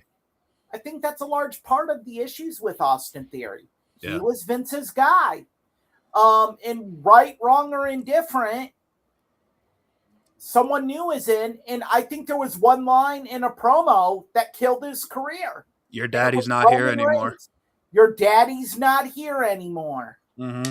And I think that killed any legitimacy he could have with the fans. Yeah. Like even JR's line of going somewhere else and learning a new hold ain't gonna work now. It's over. One line in a promo can end a career. I firmly believe that. I think it's tough because in ring, I think Austin Theory is talented. I very much believe that. But as innocuous as it was at that time, because Roman Reigns said it, and that's what the IWC was feeling about Austin Theory. Yeah. He's being forced down our throats. We don't want him. But when Vince left and then Roman says that, it was the perfect storm. and Austin Theory just hit the iceberg and went down like the Titanic. It was over at that point. And I'm sure if you go back, Roman, being the professional he is, probably wouldn't say that. Yeah. But, he said it. It was a great line. And, yeah. Well, should we move on to the next match on the card? Trick Williams versus Ricky Saints for the U.S. title. This was okay. It was okay. Yeah. What the overwhelming response I have read on this is Ricky Saints dropped the ball. And I think they made Ricky Saints kind of look like a bitch for no reason at the end. Ricky Saints deserves so much better than what they're giving him. I think Ricky Saints was brought up too quick. I don't know about that, really. I don't think so. I think it's just his booking recently has been bad. He's older than I realized too, because Michael Cole referred to him when he came out as, this young man, which is usually something he would say about somebody in their 20s. And I was like, how old is Ricky Saints? And I looked up. He's 36. Yeah. And I was like, oh, wow. I thought he was still in his 20s, but he's been wrestling for a long time. He's been around a long time. I have another weird, this might just all be in my head because I haven't seen anyone else comment on this, but I felt like when Trick Williams came out and then Little Yachty, they always do that thing where Trick Williams is first and then Little Yachty kind of emerges behind him. I just thought as they're walking to the ring, Little Yachty seemed really low energy. Like he was less, you notice that? He was much less animated than usual. I don't know if he wasn't feeling well or something, but is maybe jet lagged. Maybe, yeah, it probably was something like that, but he just seemed kind of low energy. Because like Little Yachty seemed like basically has been full time with Trick Williams recently. Like he has been there every show with him. Mm-hmm. Even when they do house shows, I don't know if Little Yachty's on those house shows with Trick. I wouldn't think so, but he's at every TV. He's at every PLE. He's basically full time with him, and sometimes travel catches up to you. Sometimes, especially if you're not used to international travel like that. Yeah, in Saudi Arabia, flying into Saudi Arabia is not a nice little 12-hour plane ride. No, that's a long flight. It is. You fly, you land somewhere, and then you have a layover, and then you get into Saudi Arabia. Yeah. Yeah. I thought the match was I felt a little, I kind of felt about it the same way I felt about Io Sky versus Liv Morgan. I was kind of like, it's sort of paint by numbers. Yeah. I truly didn't like the end where Trick's celebrating and then Ricky's coming up from behind him and then Little Yachty kind of attacks him and hits him with the people's elbow. Looked awkward as hell.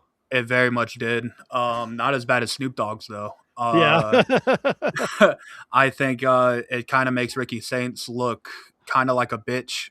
Yeah. And I just don't like doing that with talent. Little Yachty getting involved in matches and stuff is fine, but when you have him actually like kind of seeming more than a talent, it's kind of like, okay, like let's pause here. Yeah. But yeah, Trick still over as hell. I think the next logical step is him and Mello at SummerSlam. I think that's where we're heading. At least I would accept it then. I think that's the best move they can make. Yeah. Because I think they've held off on Trick and Mello for long and that enough. Was smart considering the feud they had in NXT. Yeah. But now I think you need to fill US Bank Arena, and that's the best way to for the undercard. The best way to do it. Yeah. It's funny to think about how when they brought Trick Williams up to the main roster, they tried to position him as a heel with his initial feud against Randy Orton, and it just was not going to work. He's just so likable. It's impossible. How do you boo this man? Yeah, it's just I remember that entrance, his debut entrance, and you know how NXT call-ups usually go. It takes the crowd a little bit to get used to it. Yeah, right away. he I had was over. flashbacks Yeah. to when Enzo and Cass Yeah, were yeah. on the main roster when Trick joined. Like They knew. the Yeah. crowd got it immediately. It wasn't like Yep. when Ricky Saints came up and it was a rat piss on cotton.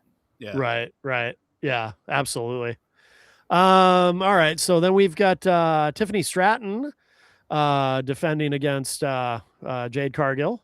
It was all right. Yeah.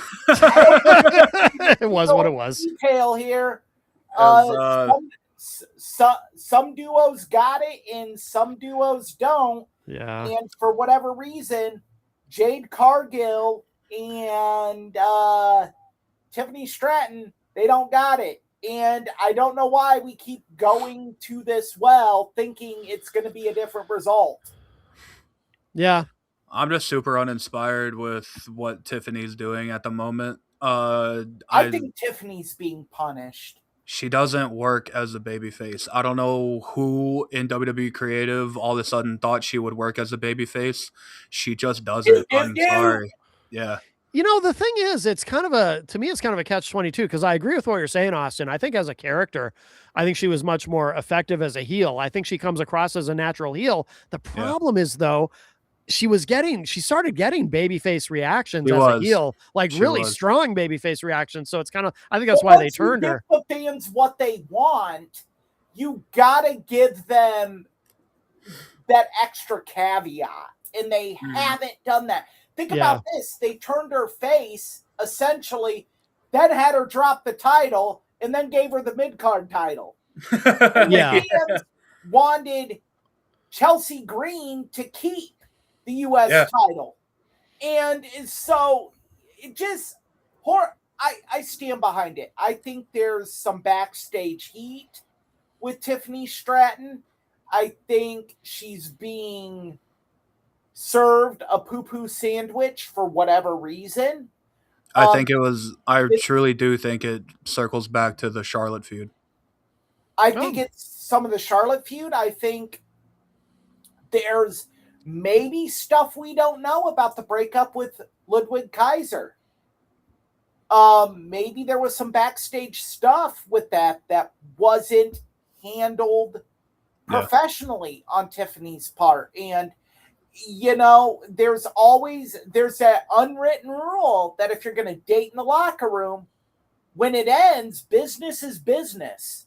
And you got to still do what's right for business. And if you're going to create drama, especially when the head guy is a former wrestler and really is in tune with locker room politics like Triple H is, good or bad, you can't play it. So if the breakup was because Ludwig was cheating and, like is rumored, and Tiffany went around and played Gossip Girl's high school girl, you know, I think that's where Triple H came in and said, you're going to eat shit and like it. Yep. And, maybe. I mean, we're speculating a lot. Pure here. Speculation. Yeah. But it just feels like that this girl was riding a lightning bolt here, and now nothing. Well, not nothing. I mean, she's the U.S. champion. I mean, you know, name me the last 5 women's U.S. No, but I'm just saying though. I mean, they have a belt. Just Chelsea Green 5 times. Chelsea Green. Julia had it for a little bit. Oh, that's right. C Green. Chelsea G. We're just running different variations of Chelsea Green. Well, should we get to the main event of Night of Champions? Yeah. Which I love. All right. Well, before we get to this, I want to read a tweet that I posted. Okay. This was while Sammy was making his entrance, so the match hadn't happened yet. Yeah. I posted, I know it ain't happening today, but when is WWE finally gonna let Sammy just hold the WWE title? They've told this can't win the big one story for so long that at some point he has to win it. but I'm afraid it won't mean as much because they've waited too long. Ah, That was while Sammy made his entrance, and no then kidding. I quote tweeted myself when the 3 count happened, and it was all caps. Oh my fucking god! Let Yeah. me say my opinions on this, and then you two can go off on me. Okay. I hate the people shitting on this right now. I agree. Yeah, me too. I think it's great. I love what they did. I hate that it happened. And here is why. Because no one buys this. And let me finish. The reason no one buys this, the reason why there's a lot of us that aren't bashing it because we think Sammy deserved it. We think Sammy deserved it is because it's just going to be a throwaway title reign. Let's be real. It is going back to Cody before SummerSlam. I 100% believe that. I don't. That means I don't Sammy either. is going to get a short reign. And while belts don't make the wrestler, removing it quickly hurts the wrestler. And I think that's going to be the case here. WrestleMania is going to be in Saudi. The next WrestleMania. What if they're going to let him keep it all the way to Mania? So here's what I thought. I thought it wasn't going to happen here because it was going to happen in Saudi at Mania. Oh, okay. I thought it was going to happen in Saudi at Mania, so I thought, okay, there's no way he's winning the belt here. But now that they did it here, I see that's when the interesting conversation comes up because WrestleMania is in Saudi. Mm-hmm. How long is he actually going to hold this belt? Like, would WWE actually have the balls to have him keep this until WrestleMania? No. And you know in your heart of hearts, Austin. No, I don't think so either. I think it's possible. I don't think it's impossible that they would do it. Look, let me poo-poo on your guys' parade. and Jenny's, she agrees with us. And Jenny. Appreciate you, Jenny. I'm going to look at the camera and say this, point blank. To all of you in love with this Sami Zayn title reign, take a picture of that mental image. Frame that in your mind because you blink and you're going to miss it. This is not a long-term play. This was the right play given the circumstances, but it is not a long-term solution. Sami Zayn is better as the underdog, as the guy always chasing the title. The moment you have him win, you diminish that. And they're going to learn that, and then they're going to pivot, and they're going to pivot hard. And they're going to pivot in such a stupid way that you guys are going to be crawling into that week's episode on hands and knees saying, Eric, you were right. When they have Sami Zayn drop it to Solo Sikoa on a random SmackDown. That's when I stopped watching WWE. I'm an AEW watcher only. Or at a community center in Paducah, Kentucky. But that is how this is going to go down. I'm sorry, people. I've seen this movie. I've seen it to the end credits. I know how it ends. Been there, done that. Want the T-shirt. Move on. But you can't tell the story of the underdog chasing the title forever. At some point, that story has to end. We've had the payoff. The payoff has happened. So now, I guarantee you, they're sitting there, and Triple H goes, well, how the hell we get it off him now? I doubt it. That's a Vince move. That's not a Triple H move. Triple H has done it before. With who? Oh. I guarantee. Gotcha. Fuck you. Look.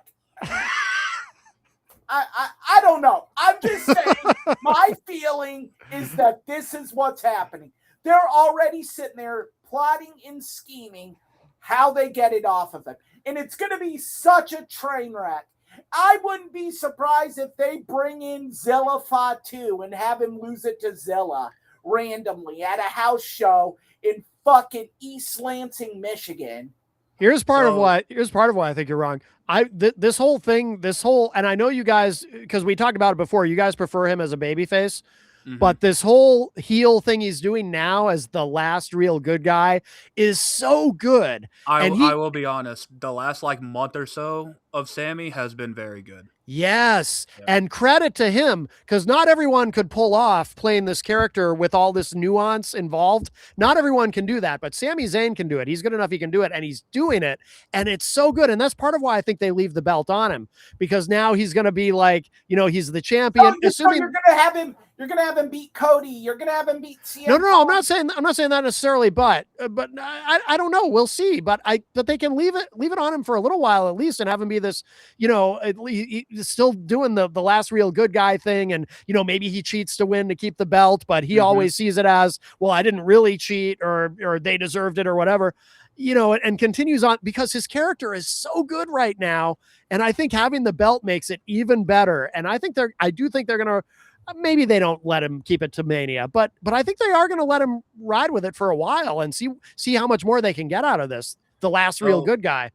I think what really comes of this reign is what his SummerSlam match is going to look like. Hey, about that I've been outvoted. Wait, we gotta read the comment for our audio listeners, Eric. So Jenny posted in the chat, "Give it up, Eric. You've been outvoted." Blah ha ha ha. You know what? Look at the last presidential election. Outvoted doesn't always mean right. So I'm gonna say that. Well, that's certainly fair. Look, I'm just telling you. Yeah. This is how I see it. You're a pessimist, though. How I see it, and I could be wrong, but I doubt it. I think what Sami Zayn's SummerSlam match is going to tell a lot about what this reign is going to be. I don't see him making it to SummerSlam as champion. I do. I think I'm of the opinion that, yes, they probably don't have him keep it till WrestleMania. I think there's a very good chance he loses it at SummerSlam. Because the match I have in my head is Sammy versus Gunther at SummerSlam for the belt. But I think it's not a wasted title reign if we get a very good month of TV with him as the champion. I really believe that. Agreed. And yes, even if he does lose it to Gunther, we'll see what they do. And if I'm wrong, I'll come on here and say I was wrong. Because I think is Sami Zayn going to main event SummerSlam? I don't think so. Because the main events I have in my head deal with Obafemi. I think that I saw your tweet, and I agree with him and Roman main eventing night 2. I totally disagree with him and Brock main eventing. Okay, so this was the idea that I had in my head, and I tweeted about this. I go, if you really are all in on Obafemi, and you want Obafemi to be the next megastar that you want him to be, he retires Brock Lesnar night 1 main event of SummerSlam. He goes on to beat Roman for the belt night 2 of SummerSlam. Interesting. That is how you make a megastar out of Obafemi. You just cannot have Brock Lesnar in the main event of night 1. I don't care if it's it's Brock. They'd be in the opening match because that's what Brock insists on.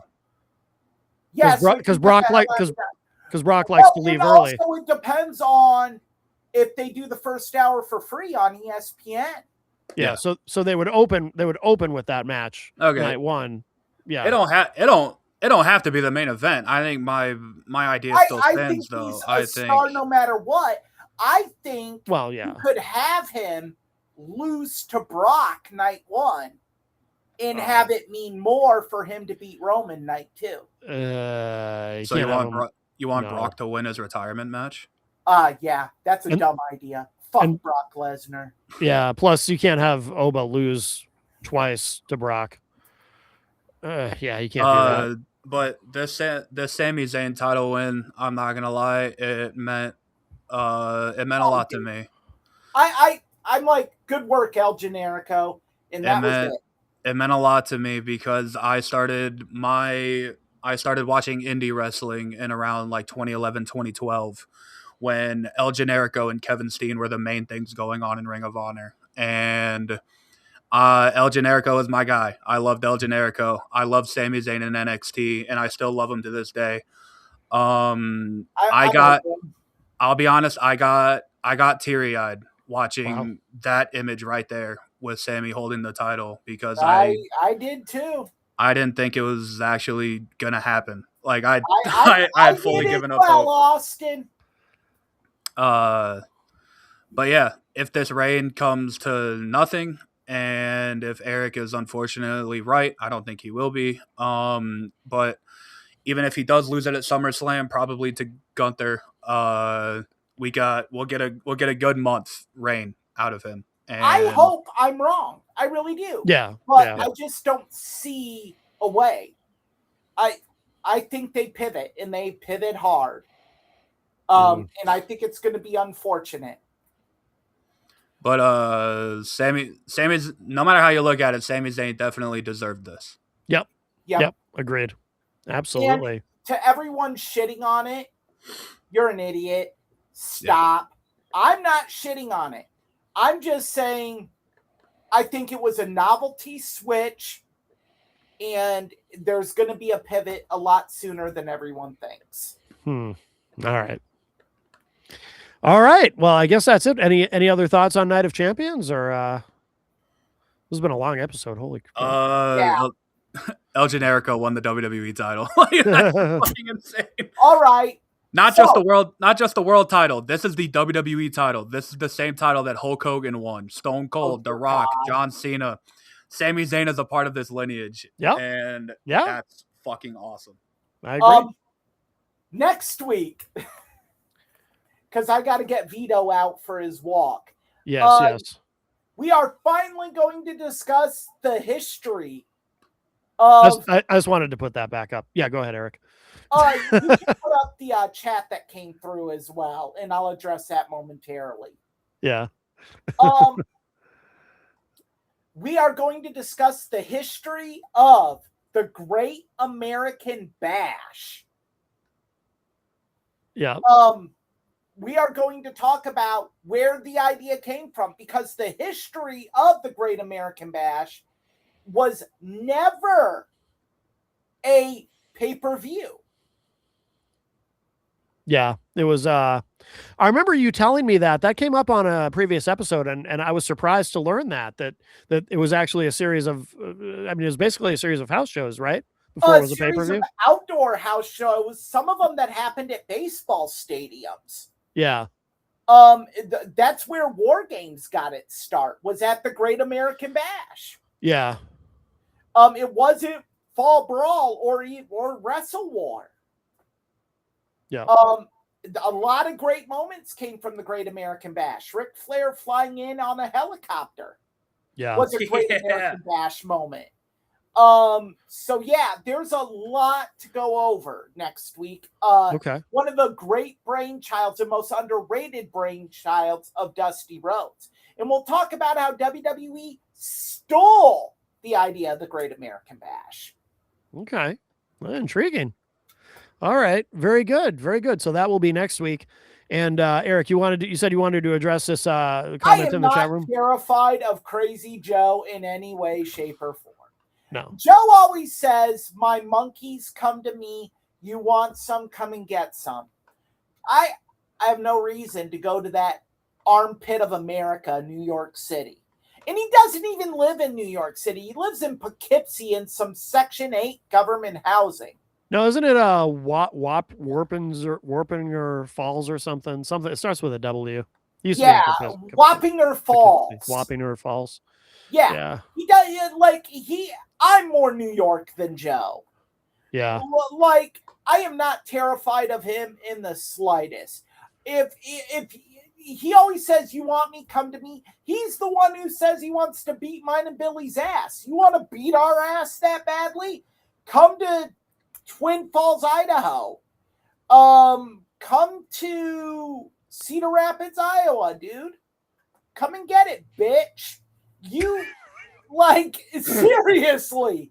Like, you sit here and say you want to beat us up so bad? Use your government checks, buy an airline ticket, come and get your ass whooped, call it a day. Joe gets like 100 live viewers. Eric gets unpaid pizza. Yeah, you know, that 100 viewers has went down drastically from 20,000 after he got his dumb ass suspended. Now, didn't it? Oh! Well, again, that number was never real. That 20,000. No, it was a totally conflated number. It was made up. Yeah. Just to appease this deranged sexagenarian. That's right. That's right. Oh, I think he might have just gone. Did he just go live? I think he just. Oh no, I think he just posted a new video though. Anyway, all right. Well, lovely. That'll be fun. That'll be fun. Jenny said, "We all have shows. Love's outside of a room and Cars from this century." Oh, yes. And yes, and again, this time he did it to himself. He buried himself. Yeah. Who gives a shit, David? Who gives a shit if he gets more views than us? Right. Like, who gives a fuck? That's the only thing he has in life. Yeah. That's the only thing he has in his pathetic existence, is he gets more views than me, Matt Connerton, and Austin Hicks. Jenny said, "Who gives a shit? We make human monies." That's right. That's absolutely right. So, David, if that's all you got, buddy, you're as pathetic as Joe, which I'm pretty sure David sent the pizza. So, yeah, he really is. Yeah. Hey, if you guys want a little bit of breaking news in the wrestling world to end this podcast. Oh, yes. IPMNation, formerly known as Apollo Crews, has officially debuted in TNA. Oh, good. I had seen something the other day about that. A dying company. Well, it always surprised me that they couldn't, WWE couldn't figure out anything to do with them. Yeah. I'm happy Apollo Crews is finding work. He's very good. I like Apollo Crews. Absolutely. All right, very good. Oh, and we're in the chat. We are going with the Jew bashing. So, yep. That's beautiful. Yep. All right. Well, that's a good place to end. Yeah. Episode 49 in the books of Tough Bumps. So if you enjoyed this, please like and subscribe on YouTube or subscribe to the podcast on your podcast platform of choice. If you want to keep up with the breaking news. That's right. Yes. CEO Hicks. There you go. I like that. Yeah. Thank you, Easton. Thank you. Yes. Wow. All right, Eric. So where should people go to keep up with everything that you're doing? You can find me on TikTok and Instagram at Pilcher's Point. You can find me on Facebook at Eric Pilcher. You can find me on X. Absolutely not. No one wants to see that. 67 Easton says episode 50. Everyone goes shirtless. No. I have body hair. No one wants to see that. Yeah.